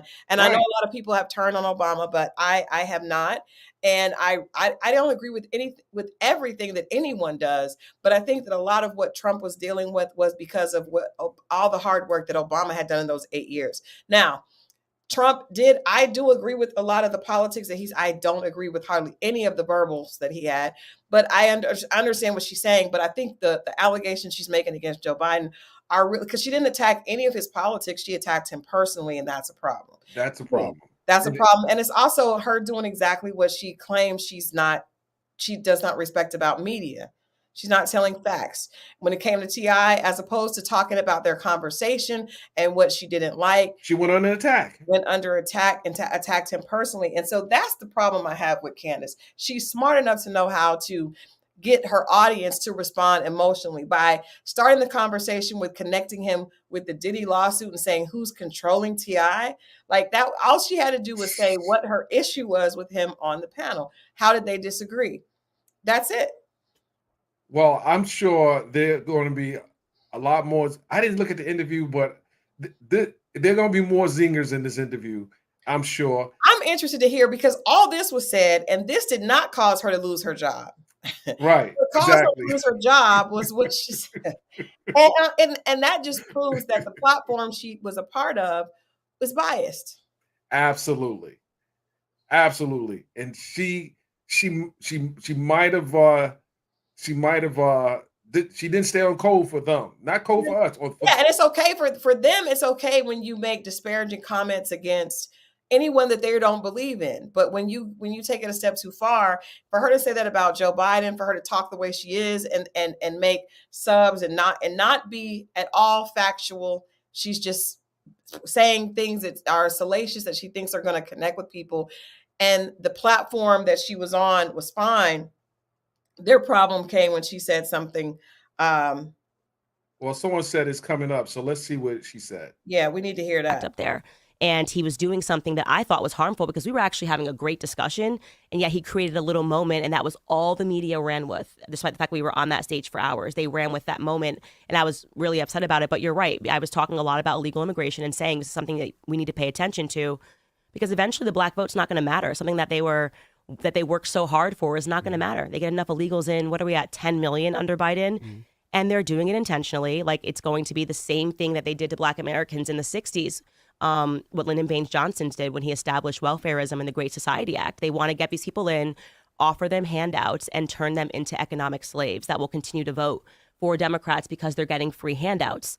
And well, first of all, people have to understand when you come in this country, you don't get automatic citizenship. It takes years. So you're not voting. And some don't ever get it. Some don't ever get it. It doesn't happen. You think that anybody that comes in the next 2-3 years is going to be a citizen automatically? Absolutely not. It takes time. So you're not going to be voting until you're a citizen. Right. Biden's not even going to be in office. Again, that's just stuff to get people riled up. That's not true. And that's the problem. Like, it's not factual. It makes sense for people who don't vote, but or people that don't really do the research and really understand how this works. People are just sitting on Instagram listening and getting angry. Right. They're coming in to vote and change the election. It doesn't happen like that. It doesn't happen like that. First of all, you got to have an ID at most polls now, and you're damn sure better have your citizenship because that's one of the questions. Are you a U.S. citizen? Yep, U.S. citizen. That doesn't make any sense. It's incredibly racist, first and foremost, but because Black Americans are still, a lot of Black Americans, I should say, are still living under this deception that Lyndon Baines Johnson was a good president, even though he was an avowed racist. I mean, he hated Black people. I mean, one of the, so many times, I mean, hard on. Trump didn't want blacks to live in his buildings back in the 70s, and his father. So can we talk about that? Can we talk about some of the history? Can we talk about Letitia James might have those buildings that blacks will probably now be able to, well, blacks are living in it now, but we're gonna leave that alone for right now. Are referring to us as the N-word. I'll have those N-words voting Democrat for the next 200 years. And this man is being hailed as a hero because he had to sign the Civil Rights Act, essentially with a figurative gun to his head because the country was on fire. You know, JFK had just died, and there were riots in the streets protesting because of racism, and he did not want to sign it, but he did. And with the other hand, he signed the Great Society Act and incentivized welfarism and, you know, programs to incentivize not marrying Black men. You know, to think that we had government agents knocking on the door, going into. Did she marry a Black man? No. Okay. To the homes of Black women and being like, there better not be a man that lives here. We're just here to check to make sure if you want this check, dad can't be home. Every other ill that Black America is facing today is because we've removed fathers from the home. So I'm like a big, you know, I use my platform to talk about men a lot and the need for male leadership, everything that is so harmful, this, you know, Me Too, false feminism, all of this crap. It's anti-man, and it's anti-man for a reason, because a society cannot survive without strong men. A household cannot survive without strong men. We need strong men to lead homes. And so the fracturing of the Black family, I think, was the test. She doesn't say strong Black men. She just says men. I think that, again, sensationalize the welfare, and I definitely understand. Trust me, to, you know, the viewers watching tonight and that will watch later, I definitely understand what welfare has done to the Black community. Absolutely. And the cons. I'm not saying that those don't exist, but what I am saying is Candace is sensationalizing that for her point, and they're police are knocking on the door, making sure there's not a She's man. regurgitating what racists have been saying for a long time. She's regurgitating it. Yeah. This is something that you hear racists say when they trying to argue a point, and she's just parroting what racists say. Unfortunately, this is what it is. Like we were the mice in the experiment. Like, let's see how that goes. And now they're kind of doing that writ large. And I hate feminism so much. I can't even tell you, because what it's about is it's just an attack on men. Hold on, you just said a lot, Candace. So let's talk about some of these things. Now, you just said a lot. Now with the politicians, right? With whether it's Lyndon B. Johnson, Trump, Biden, I think people are able to ignore a lot of their BS as long as they can get something done. Yeah, that's what it seems like. So that's why I don't even like to talk about the person. I like to talk about the policy. So what is the difference between traditional conservatives and MAGA? Well, I would say between the traditional conservatives and MAGA. Yeah, like before what the Conservative Party was before MAGA and what it is now. Yeah, so I think what you're describing is that there was this fracture in the conservative movement because people realized that when he was referring to the swamp, what he meant was it didn't actually matter if you were on the left or the right. They were all working together in D.C. and selling out all of America. I mean, there is no reason why you go to D.C. and become a multimillionaire. You're supposed to be there to serve the American people. You're there taking our tax dollars.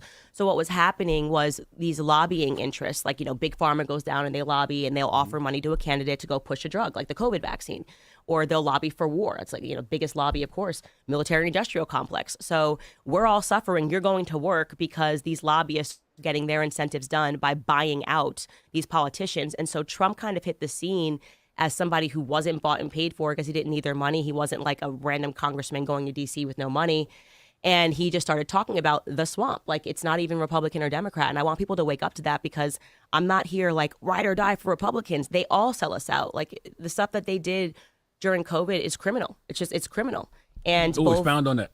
Selling us out. The free handouts. First off, trillions of dollars. You're signing these omnibus bills. If you read into it, where that money is going, it's insane. It's literally going, to museums, boards of museums. They're quite literally money laundering is what's happening when they sign these bills.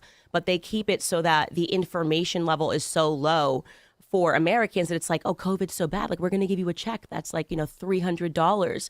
This basically describes welfarism, right? Like, despite the fact that there's been trillions of dollars since the establishment of welfare, Black Americans are poorer today than we were before it. People don't know this, but during the time of Jim Crow, before welfare was established in the 1950s, Black Americans were actually outpacing white Americans in this country in terms of economic growth. And the reason for that was because our families were together. Like, we had good values. The government only wants to give you. Okay. All right. That's misleading. Economic growth is a misleading term, which means after being freed, right, then of course you're going to have extreme growth and more growth, because you're going from negative and having nothing to starting to build and to attain wealth. Also, that wealth was abruptly halted because of all the racist civil and racist acts that happened against African Americans that were being able to start burning towns down to obtain wealth. So that is the economic growth.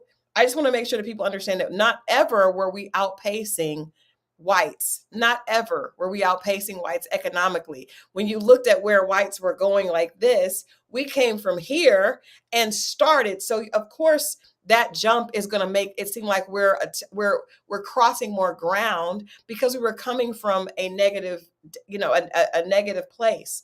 So that is extremely misleading, and to say that, and almost to say that we were good in the 1950s, and that totally like makes the work that the civil rights movement did. It's almost kind of throws a shames on that, like there was no need for cancels out the need for race, the issues that Martin Luther King and Rosa Parks were working for, saying that that's not needed because Black people were doing great. There was a lot of economic growth in the 50s. Please, that's not true. Black women could not get jobs in offices. You know what I mean? So I'm not gonna get emotionally triggered, but see, right. She's very triggering, Christal, and this is why my concern is that they didn't really challenge her. They didn't challenge her at all. They didn't challenge her, and I think that is a danger, that you allow someone on your platform and then not ask them to Like if she would have said that what she said about, for example, Biden, I would say, well, so where's your proof at? You're Right. saying this, Right. you're slandering the guy, technically speaking. I know he's a public figure. You can get away with slander, defamation to a certain degree because he's a public figure, but You're you have upset no proof. because people are doing the exact same thing to Trump. So you're fine with it when you are slandering Biden based on personal issues. And actually, Charlemagne is the only one that said, well, I like to talk about policy. I don't want to talk about him personally. At least he said that, but they did not hold her accountable for any of the things that she's saying, specifically the story about her own story about the school. And she checked them on the fact that she did not sue the school, but they never actually pressed her. They're pressed on it. How did that, was there was the legal process? How did that happen? How were you able to get 6 to 8 weeks of school paid for if you did not sue them? And then Absolutely. allegations against Biden, no one's, okay, well, how do you know this? And for her to compare, basically to say that he was dealing with dementia, which I know a lot of news outlets have said, but the problem with Candace saying it is the fact that she got on here talking about how other news outlets were lying on Trump or paraphrasing what he said. And she was like, why are they lying? That's egregious. Well, She just did the same thing. Doing the same thing. So this is why you just don't listen to the surface. You got to listen to how she's saying, why she's saying, the reason, saying a motivation. And I see what a motivation is, but I want other people to see it. And some people have said in the comment section, but you want to give a person an opportunity to at least speak. So when people hear you, they got you on record. It's now memorialized in history. You said this. Now, what are you going to do? Walk it back? I feel like and a lot of people feel like the viewing audience is not savvy enough to pick up on inconsistencies and contradictory statements. But we do. This is what we do. We do. This is what we do. And I think that it's important for people to not, and I haven't looked at the comments section and none of that, but I am concerned when you have someone on your platform that you got to challenge them. You got to challenge them because. I don't challenge her at all, but I almost feel like it's because, first of all, they received a lot of backlash for having her on the show. They received a lot of backlash. It wouldn't have happened if they would have challenged her. Well, people would have been happy about the fact that they challenged her, but I think they were very hesitant because Jess Alaris is just about quiet during this entire interview. We don't hear from her at all, which I find disappointing because I think that she's actually does a great job at holding people more accountable at this point than Charlemagne and DJ Envy. Yeah, it says a lot. It says a lot. Ladies and gentlemen, we're going to listen to about maybe 5 more minutes. I gotta hear why she got fired. I gotta hear what she said that got her. Okay, we'll listen. Okay, we'll play that. Okay. The bare minimum. But where's the rest of the money? Where is it going? They sign these bills making you think that this money is going to you. It's not. They are stealing from the American people. And you look at your congressman, whoever it is that you guys sent down to DC, and you realize that they're all just puppets. I feel like we're watching a performance, and who can say the most outrageous thing. The Republicans don't want to sign this because they want, slavery and they want you back in change. The Democrats don't want to sign this because they want grandma to die. Whatever it is, you're watching to me, it's a play. That's why I don't think, that's why I think if you're black, you shouldn't be beholden to any political party. Democrat or Republican. Right. I mean, I think that any concept of saying that I am a Republican forever, a Democrat forever is a nonsense. You should always look at the candidates that are running, and any person that is running saying that they want to grow government is your enemy. Why do you think people give you a lot of backlash for questioning people and having questions? I see all the time with Charlemagne, if we question something that Kamala Harris did, or question something that Joe Biden did, or question somebody that's Democrat did. Why do you think our people have so much backlash when you ask so many questions? Well, because I think that they don't realize that they've been manipulated against their own interests. And a lot of it is, when you start telling the truth, you become a problem to the establishment, right? So if you're the military industrial complex and you want people to just kind of sleepwalk into another war, and I'm sitting here telling you that, Pentagon just can't keep finding the trillions of dollars that they send overseas. They've got this budget and they're sending all this money to Ukraine. And then they say, oh, we don't know where all the money went. It's being laundered and it's being sent back to a very small group of powerful people. And so when you have someone like me who's cutting through all of the emotional arguments, you have to turn that person into persona non grata, right? And what better way to do it than to have their own community attacking them and saying that they're, pro-white or anti-black. I mean, it's a nonsense things that they say about me. If you listen to what I'm actually saying, I'm sitting here providing a blueprint for Black Americans to get ahead because it's time, okay? It's time. We've been doing this for a very long time in this country. Black America, wake up, okay? They don't like you. They don't like us, okay? There's So you're not anti-black. America has There's government. America. Yeah, like the government, the American government. Why would you think the American government wants to help you? Well, at what point in history has that proven to be right? And I'll challenge that and I'll make it wider to all Americans. When has it ever been the circumstance that you felt that the government really just was out for your own best interests? Think of them as a corporation. They want to grow themselves. They want new departments, bigger departments, larger budgets, like any other corporation. So, Christal, I agree with I agree that we should not be spending money in Ukraine, but what she said about the money's coming back and getting sent to other people, where's the proof to this? Does she have? She doesn't have a top seat. Where's the proof? It's all propaganda from the It's other propaganda. side. You say something, you know for a fact that money has come back to other individuals. If so, who are the people? So the Department of Justice can investigate and arrest. Where are you getting this information from? Right. Where are stats coming from? Where's she getting information from? That's all I'm asking. If you say this, then if I ask you, so in particular, can you name one of multiple individuals that you know for a fact that is receiving this kickback? Because you said it's a kickback, pretty much. Mm-hmm. I'll say she just said a lot of things that are her opinions and it's not any facts. And she's not even trying to prove it, and they're not holding her accountable for proving where this is coming from. She's just spouting off. And it's dangerous when you use your allow people to use your platform just to just say anything. But let's listen what else she said. Let's see why she got fired. Would want, and they never want to leave DC because we don't have term limits, which we should have, right? If we had term limits and said you can only serve for 4 years, well, then guess what they would be doing for those 4 years? Trying to shrink government because they'd have to come back out and be us, right? Mm-hmm. When you look at the way that your tax dollars are being spent, you should be outraged. You should be angry, but stop thinking that the enemy is, they constantly have us arguing against each other, women versus men, black versus white, It's a nonsense. The reason why they want us constantly warring is because it distracts from all of us coming together and taking a look at who the real criminals are. And the real criminals are this small group, this small cadre of powerful people that I think we're virtually all still on a plantation. They just made it look nice. You got a nice chair. We got nice chairs here. But I think is she talking about the cabal? We're all still on a plantation. Shut up. Let's put a baby shower. So is this the reason why I haven't really heard you pushing people to vote for any particular candidate this go around?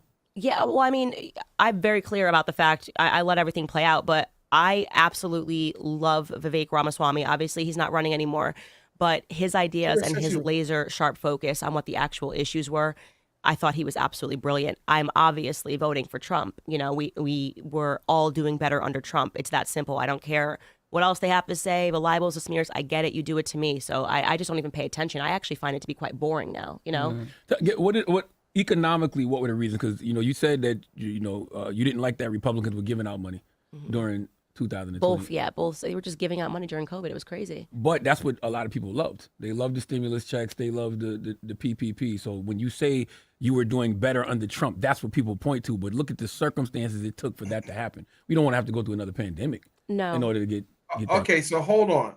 Let's not make a light of the fact that people during the pandemic needed resources. That's true.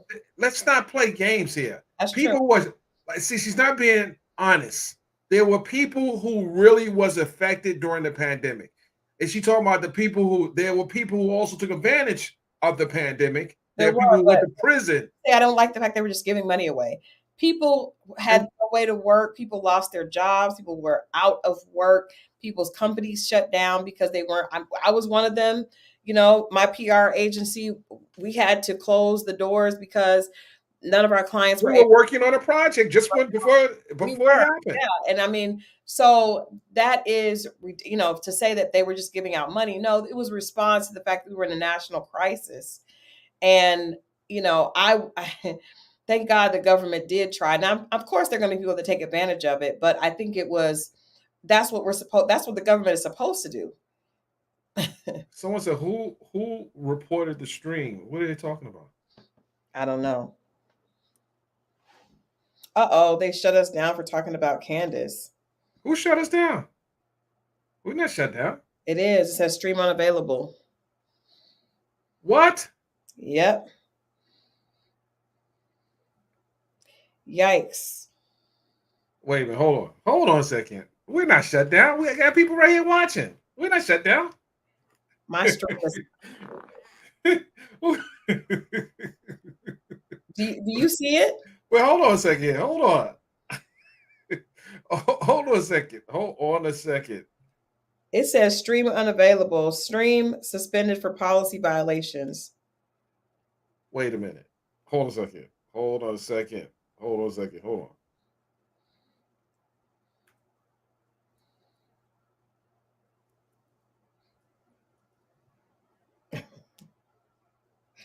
Oh, wow.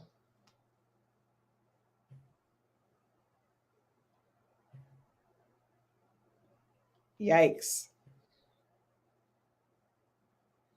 Dennis. Well, I hold on, hold on, hold second, hold on. No, we live. We live. Christal, I don't know. You might got shut down. I got shut down. I never shut you down. What are you doing? I don't know. I mean, I didn't do anything. I'm not sure. I'm like, wait a minute, we're not shut down. Okay, so ladies and gentlemen, yeah, we're not shut down, Christal. I'm gonna go out and come back in. Mine was shut down. No, you stay here. You stay here. We don't need you to go back out. Stay right here. I gotta come back in and try to get back on. You're on. You with me. No, I'm not. Okay, we back. It says we back. We back. We ain't going nowhere. It's sick, girl. Go lock the door and shut the blinds. We've been shut down. All right, listen. Hold on. I was like, wait a minute. We didn't even say anything. What? Oh my God. I don't read the listen. Stop reading the comment section. Like, We were running out. Listening. Somebody said Candace Owens has the Europeans on her side. I'm like, she really does. These are your people, Christal. Oh my God. Okay, ladies and gentlemen. Oh, they said BBB's because of playing the Breakfast Club's interview. No. This is this is fair use. It's back. We're back. We're back. We ain't going nowhere. Yikes. So, like Big Brother was like, whew. Oh my goodness. Let me see. I don't know. We'll figure it out. You saw warnings and everything. Yeah, I saw warnings said policy but we're back. I see us back now. Okay. Everyone, go check on Hip Hop Inquirer. Make sure Hip Hop Inquirer is up. I don't know what's going on. I'm looking at it now. It's up. Okay. So let me go lock my door. Lock your door. The ball is coming. Okay. So listen, before I don't want to I know you want to find we're gonna hold it for Kansas right now. Yeah, let's just pivot to Jermaine. I mean Michael Malden and Bow Wow. Yeah, let's go. Be safer because I don't have no trouble. Okay, ladies and gentlemen, we're coming back to you, Candace. Don't think we on your neck. Yeah, we're coming back. But let's talk about Bow Wow, ladies and gentlemen. Bow Wow is being sued by Jermaine Dupri's dad, Michael Malden. Now, why did Bow Wow think it was a smart idea to do a tour and to use the name of the trademark that Michael Malden, who is Jermaine Dupri's father, owns? So let's bring the lawsuit up, Christal. We got the lawsuit right here, ladies and gentlemen. We ain't playing with you. We have the lawsuit. Let's go. Oh, here we go, ladies and gentlemen. I hate this. Michael Malden brand versus Shad Gregory. I didn't know Shad Moss was Gregory. You a Gregory, Shad? So the Malden brand Incorporated is the plaintiff, and the Shad Gregory Moss, aka Bow Wow, is the defendant. Now, who would have thought the Bow Wow, the one of Jermaine Dupri's hottest artists in the past, is being sued by the dad. You can't play with people's intellectual property, Christal. You know that. He knows. Whew. And the interesting thing is, Bow Wow just did an interview a couple of months ago where he talked about wanting to prove to JD that he could do things on his own, and how they have this kind of like father-son relationship, but that no matter what, that was always going to be his family. He was always going to have love for Jermaine and loyalty to Jermaine. And it's just sad to me to see this happening right now, specifically after they just went through that a couple of years ago where there was a dispute. I think it was actually last year during the 50 years of hip hop, because he talks about the fact that when they were at the BET Awards, they did the So Def tribute. He was on stage with Brat. They weren't speaking, but they all performed and had a great performance to honor Jermaine. But they were, had kind of gone through some things. So this is really unfortunate. We know that Jermaine's father, Michael Malden, has been a huge force in urban music for decades, and was one of the kings of the tours in the South. Yeah, the brains behind the Scream tour, which is really how Bow Wow came up. I really think Bow Wow was Jermaine's biggest success. I think maybe not continuous, but there was one point when Bow Wow's career was huge. He was in movies. He was a huge commercial success. Absolutely. So to see their relationship come to this is really unfortunate. It's just really unfortunate to me. Well, why do you think it was a smart idea? But let's read some of the lawsuit. Yeah. Let's read. This is the complaint. I'm gonna start reading it, Christal. Okay. Plaintiff Malden Brand Incorporated, for its complaint against Shad Gregory Mars, aka Bow Wow, the defendant states as follows: for 40 years, Mr. Michael T. Malden has offered a variety of products and services, including branding and management, to young, developing music performing artists, including his own son, Hall of Fame songwriter, performing artist, and producer Jermaine Dupri Malden, aka Jermaine Dupri. So, right there, his son, one of the biggest producers in the South. Yeah. Promoted and developed his son's music performance career. Jermaine Dupri first performed as a dancer with music performance legends Diana Ross, Herbie Hancock, and Cameo. In 1984, Mr. Malden was producer of the original New York Fresh Festival. You remember Fresh Festival? Mm-hmm. The first ever national multi-act live music performance event featuring young hip-hop artist rappers like DJs, dancers such as Run DMC, Houdini, the Fat Boys, and I was on that tour, each of whom at the time were relatively unknown teenage music performers. So he's already laying his history in music. In 1992, under the direction and advisory of Mr. Malden, Jermaine Dupri discovered the music performance talents of two young teens named Chris Kelly and Chris Smith, Chris Cross.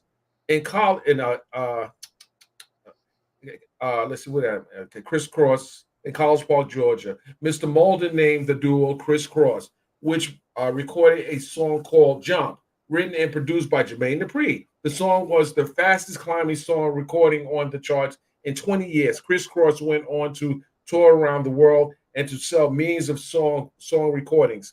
The Chris Cross phenomenon started a new young movement in the music industry, making Mr. Malden and his son Jermaine Dupri two of the most sought after promoters and developers of young talent in the industry.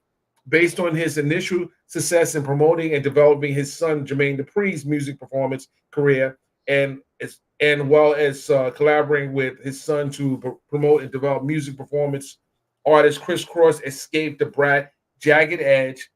Malden founded. He's cut off here. Hold on. Malden founded brand to attract, cultivate, and promote younger age performing artist talent, which is unique in the Black music industry. Malden brand has developed as extensive loyal customer base in the music industry. He's not lying. Is he lying, Christal? No, he's not lying. He's not lying. I mean, I interviewed Bow Wow on the screen tour, so I remember, and I did it because it was at the probably 2005, I think, or maybe 2000, between 2005 and 2007. I don't understand why Bow Wow would do that. But I do think that he was the biggest thing on the Scream tour. I think that the Scream tour blew up and had major success because of how popular he was at that time. He was However, the talent. He wasn't. He he was was the the talent. talent. He wasn't the owner. So that's Right. very strange to me that he would attempt to use the name because he understood. And let me say this. Bow Wow came up at a time, which I hate even calling him Bow Wow now because he's like a 35, 36-year-old man. But he came up during a time where talent wasn't really involved with the business part, right? Right. He was a kid. He had huge commercial success, but he wasn't probably involved, as he couldn't have been because he was a minor, in the actual business of Bow Wow, right? So what he did probably realize is that he was one people were screaming about. I watched the Like Mike movie again the other day. He was huge. Mhm. But I don't know if I He's say all still that. a talent. I say all that to say I don't know if he understands. He's never been an artist that really has cut his teeth in business, and this is just proof that he may not have those skills. That skill set may not have developed because this is just a gross mistake.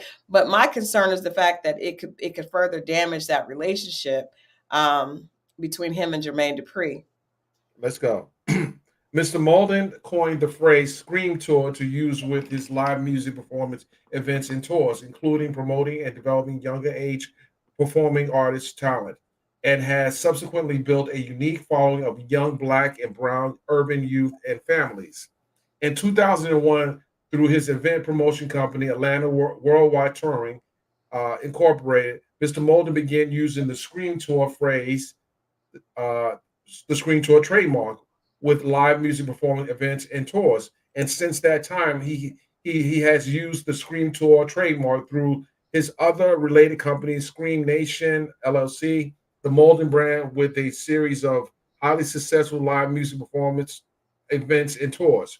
Through the actions explained herein, defendant has willfully infringed on Malden brand common law trademark rights in the Scream Tour trademark in connection with goods and services similar to Malden Brands without Malden Brands' consent, despite being aware of Malden Brands' prior rights herein the infringement goods and services. You want to take number 8? I can. Can you see it? Can you send it to me? Okay, hold on. I'll finish it. Okay. The defendant's actions are likely to cause confusion among the trade and consuming public through let's see, thereby causing irreparable harm to the Malden brand. Malden, hold on. Let's go up. Malden brand is therefore entitled to all remedies allowed by law to halt defendant's infringement and remedy the injury such infringement has caused. The parties. Malden Brand Incorporated is a corporation organized and existing under the laws of the state of Georgia, having the principal place of business at 3334 Peachtree Street. Oh, he's right in Buckhead. Okay. Okay. Oh, okay. Let me pull up on you. Okay. On information, he's been here for a long time. On information believed, defendant Chad Gregory Mars, aka Bow Wow, is an individual residing in the state of Georgia, having a well, I don't want to put his address out there. Okay, we don't put his address out there. They will be screaming at us, We're gonna get taken down again. Yeah, we don't want to do that. We're not doxing the guy, but it's public information. The court has federal questions jurisdiction over the complaint by virtue of the 28 USC section 1331 and 1338. The court has supplemental jurisdiction over the claims arising under the laws of the state of Georgia pursuant to 28 USC section 1367A because the laws because the state law claims are so related in the federal subject matter claims, and that they form part of the same case or controversy and derive from a common nucleus of operative fact. So this is they're just laying out they have the it's there in their jurisdiction. He's violated the trademark. He should have known the trademark existed because it's his trademark. Yeah. What Bow Wow was thinking, ladies and gentlemen, I don't know. Like, there's just no way to make this right. I mean, there's no way to make that right unless Bow Wow just acknowledged that he had no idea. I think that he tried to trademark. Come on, Christal. This guy could have just picked up the phone, called, "Yo, JD, I'm doing a screen tour." He said that he talks to JD 4 or 5 times a day. They're on social media going back and forth. What do you think that he can just disrespect some man's business? Assuming I hate that. I just want this to all. I hate when it comes to the court and to the press, to the public, because I feel like that's obviously a long-standing relationship. That now I also know that some of the other, I believe that Escape had an issue with Michael Malden as well, and someone in the comments said that they had told him that they would work with him, but not his father again. I don't know if that will even happen. Well, because I know that there's some bad blood there because with their life story with Jermaine and Escape, but again, if the business is, unless Bow Wow can produce that he owns the trademark, he doesn't own the trademark. They're going to shut that down. And there's an order. The judge actually signed an order, which it was just filed, but there was an order because they ready to go. They ready to go to court. The judge said, "Listen, these are the things you guys got to do because we ready to bring this into our courtroom. This is going to happen in Atlanta. This case is going to be played out in Atlanta. I think this is probably going to get resolved. It's not going to go to the distance. I will bet money that this case gets resolved sooner than later." Yeah, I think that he's going to withdraw it. Bow Wow has to. We know that Michael Malden owns that brand because he's done it with other artists after Bow Wow was no longer in that age demographic. I can't think of there was some other groups that did the Scream tour after years later. Michael Malden definitely owns that brand. Yeah, everyone knows that. Anyone, I'll say everyone, but anyone in Atlanta in the music industry knows Michael Malden. He put these tours together. Right. He's the 300-pound gorilla. Yep. And I think that he's just giving Bow Wow a wake-up call. I just wish it could have been handled outside of the court, but I also feel for Bow Wow because I think Bow Wow is extremely talented and probably underrated because of his extreme success early on, and then things haven't reached that. He hit his peak early, which was unfortunate and probably difficult to deal with as far as mentally. So I just wish that it could have been handled differently than this. Well, this is a 45-page lawsuit. We're not reading the whole 45 pages. I will post a link, make it available on our website, hiphopinquirer.com. But I would just say that we will keep you guys updated as this case goes through the courts. I don't see this case going 6 months. This will be a case that people will. At the end of the day, this should also teach people about their business of intellectual property, of ownership. This is just a gross negligence because Bow Wow should have known that. Bow Wow is, I stand corrected. Bow Wow is 37 years old. My God. Can you believe that?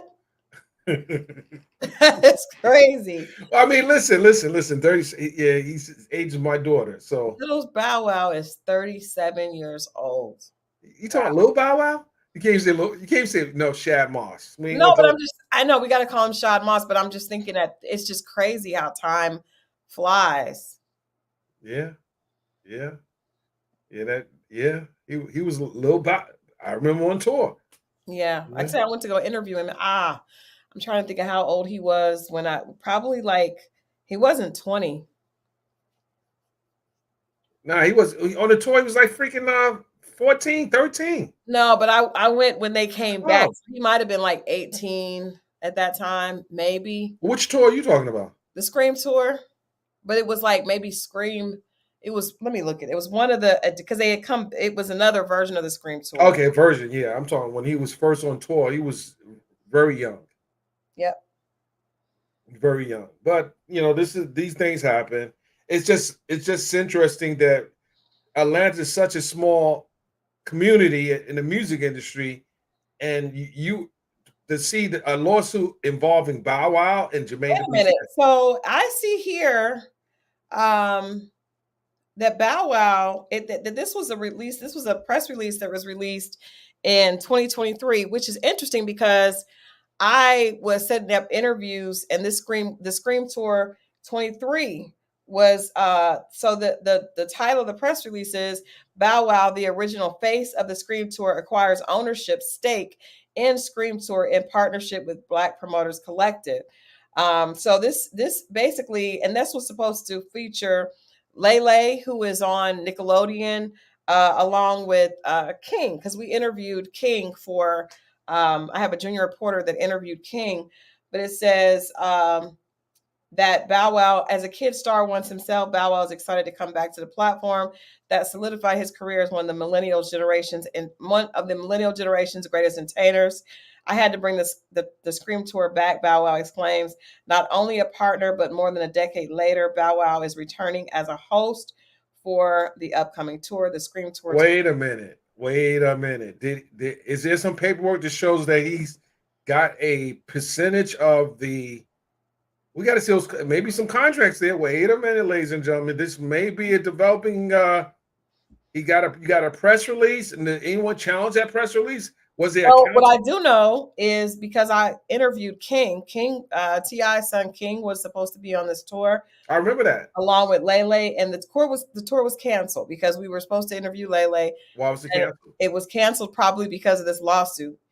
But in this press release provided by Black Promoters Collective, it says that Bow Wow obtained partnership and a stake in the Scream Tour. We need to see the receipts. And did Michael Mulder put out a response to this? If this was done in, is this a bad PR nightmare for? And you know what's interesting, Dennis? We know the publicist that put this out. Very credible. Who put it out? Teresa Sanders.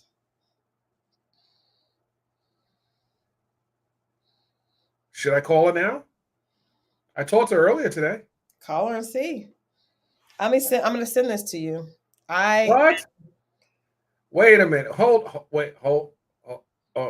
Okay. I'll call offline because Teresa don't like to be called on surprise. I'll call. Yeah, I wouldn't surprise her. I wouldn't like that because I would not be like being on the spot. Right.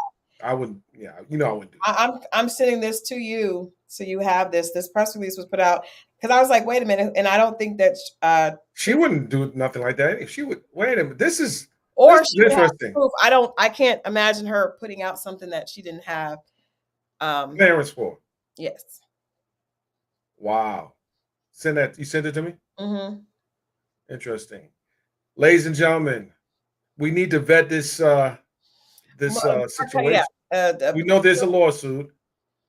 We don't know if the deal fell through, but there's something going on here. We got to find out. Well, I believe it did. So it was supposed to be Scream Tour 23, hosted by Bow Wow and Kayla Nicole, with performances by that girl Lele, Young Dylan, Van Wanmore, and these are and King was added later. So these were King Harris, C. Limits, Roscoe Lupo.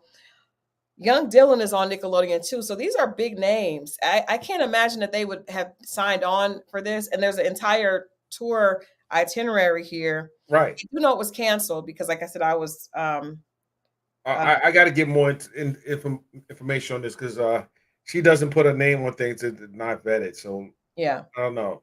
Yeah. But this definitely is ended up in federal court. So And it did get canceled. The tour was canceled. So what yeah. date was it for? So this was released in July of 2023, the press release. Okay. But I interviewed King about this in January. But when the tour was supposed to start in July? No, the tour dates, the first date, the tour was this has Scream tour dates for August Of 2023? of 2023, Okay. all the way through October. And then I guess there were more because we interviewed him for dates that were supposed to start in March Of 2023. of 2024. Ooh. Mm-hmm. Okay. And this just happened. Wow. Mm-hmm. Yeah, let me look into that and see if I can get some information on that. And then we'll go back and revisit the lawsuit, and I'll try to get some background on this. But Christal, this is a lot to unpack here. It is. That was in real time, right? It happened In real time. Yeah, that's what investigative reporting is. Let's see this is some breadcrumbs out here. So there might have been an understanding by the defendant that he had the right to do the tour. Yeah. We don't know what woo. Are they still? I don't know. Let's see. Let's see if JD unfollowed the Bow Wow. I did not see any pictures of Bow Wow at the Hulu premiere. Was he there? A Freaknik. Was he there? No. He wasn't there. Brat was there. Ooh. And Bow Wow definitely would have been there. Right. And we're going to talk about in our next live. We're going to discuss the Freaknik and what you guys thought about Freaknik. If you got a chance to see it, on Hulu. Yeah. A lot of people that are featured in the documentary. We know, and it's interesting to talk about. Maybe we get Rhonda up on the platform and discuss it. That would be good. And for anyone that wants to see, I did a sit down interview with Jermaine Dupri, which is over on my channel, actually airing now, but it's on my channel live right now. Well, we need to go over and watch it, ladies and gentlemen. We need to go on over there. If it's airing now, I need to go see it now. But yeah, you can see that interview, Freaknik interview. I sat down with Jermaine to talk about him being an executive producer for the documentary. You can see that on from Christal XO. Yes, and we're going to go watch it right now, ladies and gentlemen. But that said, I appreciate you, Christal. I really do. I'm going to go get my popcorn and watch the interview. All right, let me know what you think. Absolutely. Ladies and gentlemen, we do appreciate you. Sorry we can't take any questions right now because we have a interview to go watch. And there's more work to do. I'm interested to hear. I want maybe we can get Teresa on. Absolutely. So we might, something, maybe I can just we're gonna keep this live up and let me see if I can get some background. I'm gonna watch the interview on the other monitor, ladies and gentlemen. We're not going to end the stream. We're going to go on a break for right now, and then we'll be back. With that said, ladies and gentlemen, I appreciate you. Please stand by.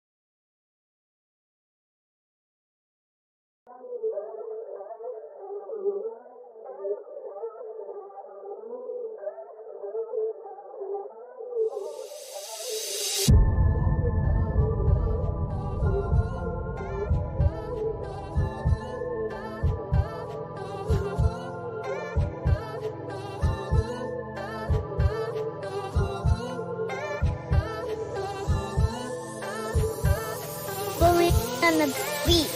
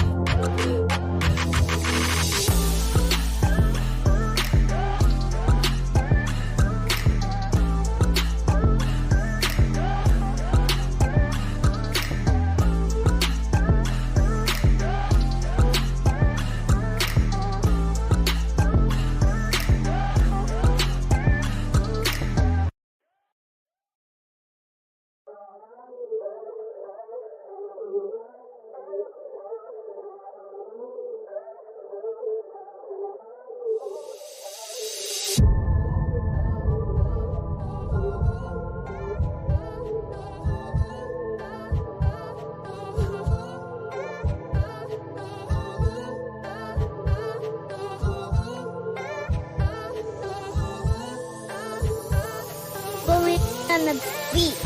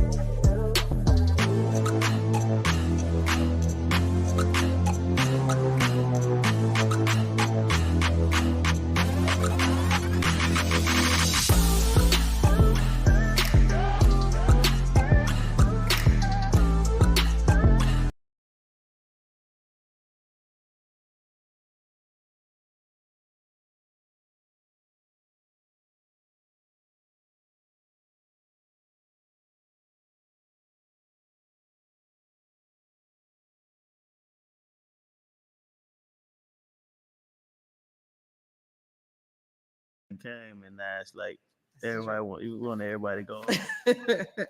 Yeah. But it seems like, for so long, Freaknik has been talked about. Like there's been this conversation going. Everybody knows that a lot of people that live here actually came to party and just never left. Yeah. So what made 2024 the right time for you guys to actually put this documentary together and actually bring it to a more of an official, place in the history of Atlanta? I mean, I think it's just timing. It wasn't actually like put together to say like let's make it this year. I think it's something that we've been trying to, get out. And I just think it's just I just think it's just the way of the universe. Yeah. And Atlanta at its height, because now as a city, it seems like people are finally aware of what I was speaking about in Welcome to Atlanta and what I was speaking about before I made Welcome to Atlanta and any interview that I did prior to that. I think people finally got a taste of what it was that I was saying. And so people came. So now that it's like one of the most, I would say, one of the busiest cities out. Yeah. It makes sense for and a lot of the life that created what we see now has been taken away from the city. So it's important to try to like restore some of that, or try to restore some of that energy, so that the city can get back into that space a little bit. It'll never happen the way it was, but that energy that we had was our own, right? And it kind of went away because so many out of towners came here, and then Atlanta became a place of just like this person from this city, this person from this city, this person from this city, and ain't really like a whole. Still a whole bunch of people from Atlanta, but for the most part, when you hear things happening and things just moving around in the city now, it's a lot of people that ain't from out. Yeah, I hear that a lot. Like this, they're not authentically from Atlanta.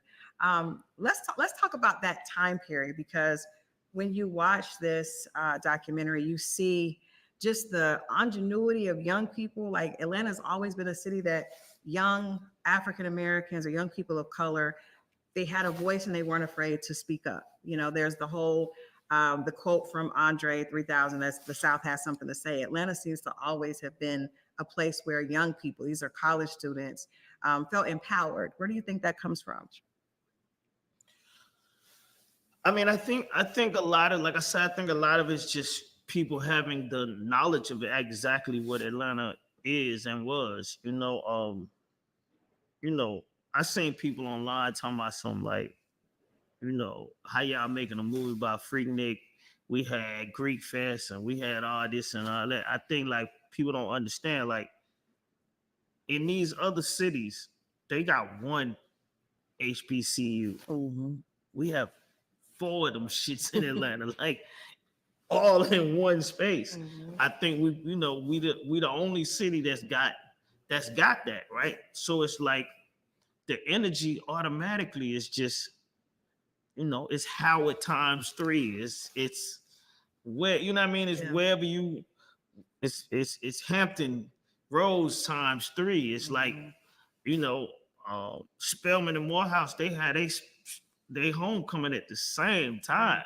Like that energy is just different, right? And that's just like one part of Atlanta. That's before you even get into, College Park or West Side or whatever it is. It's still like, I don't think that a lot of people didn't realize how Atlanta moved. Uh-huh. And then you got people that got out here and they start realizing like, oh damn, this place really is black. Like it's really black. Like, you know what I'm saying? And it's not even like it's not because it's a whole bunch of black people here. It's because it's just the things that are here makes the city black. It's not about how many black people are in the city. It's just about the things that,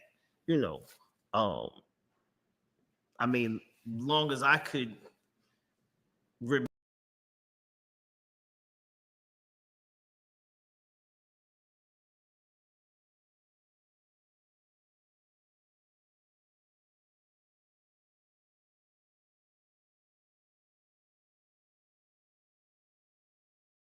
Ladies and gentlemen, thank you for tuning in.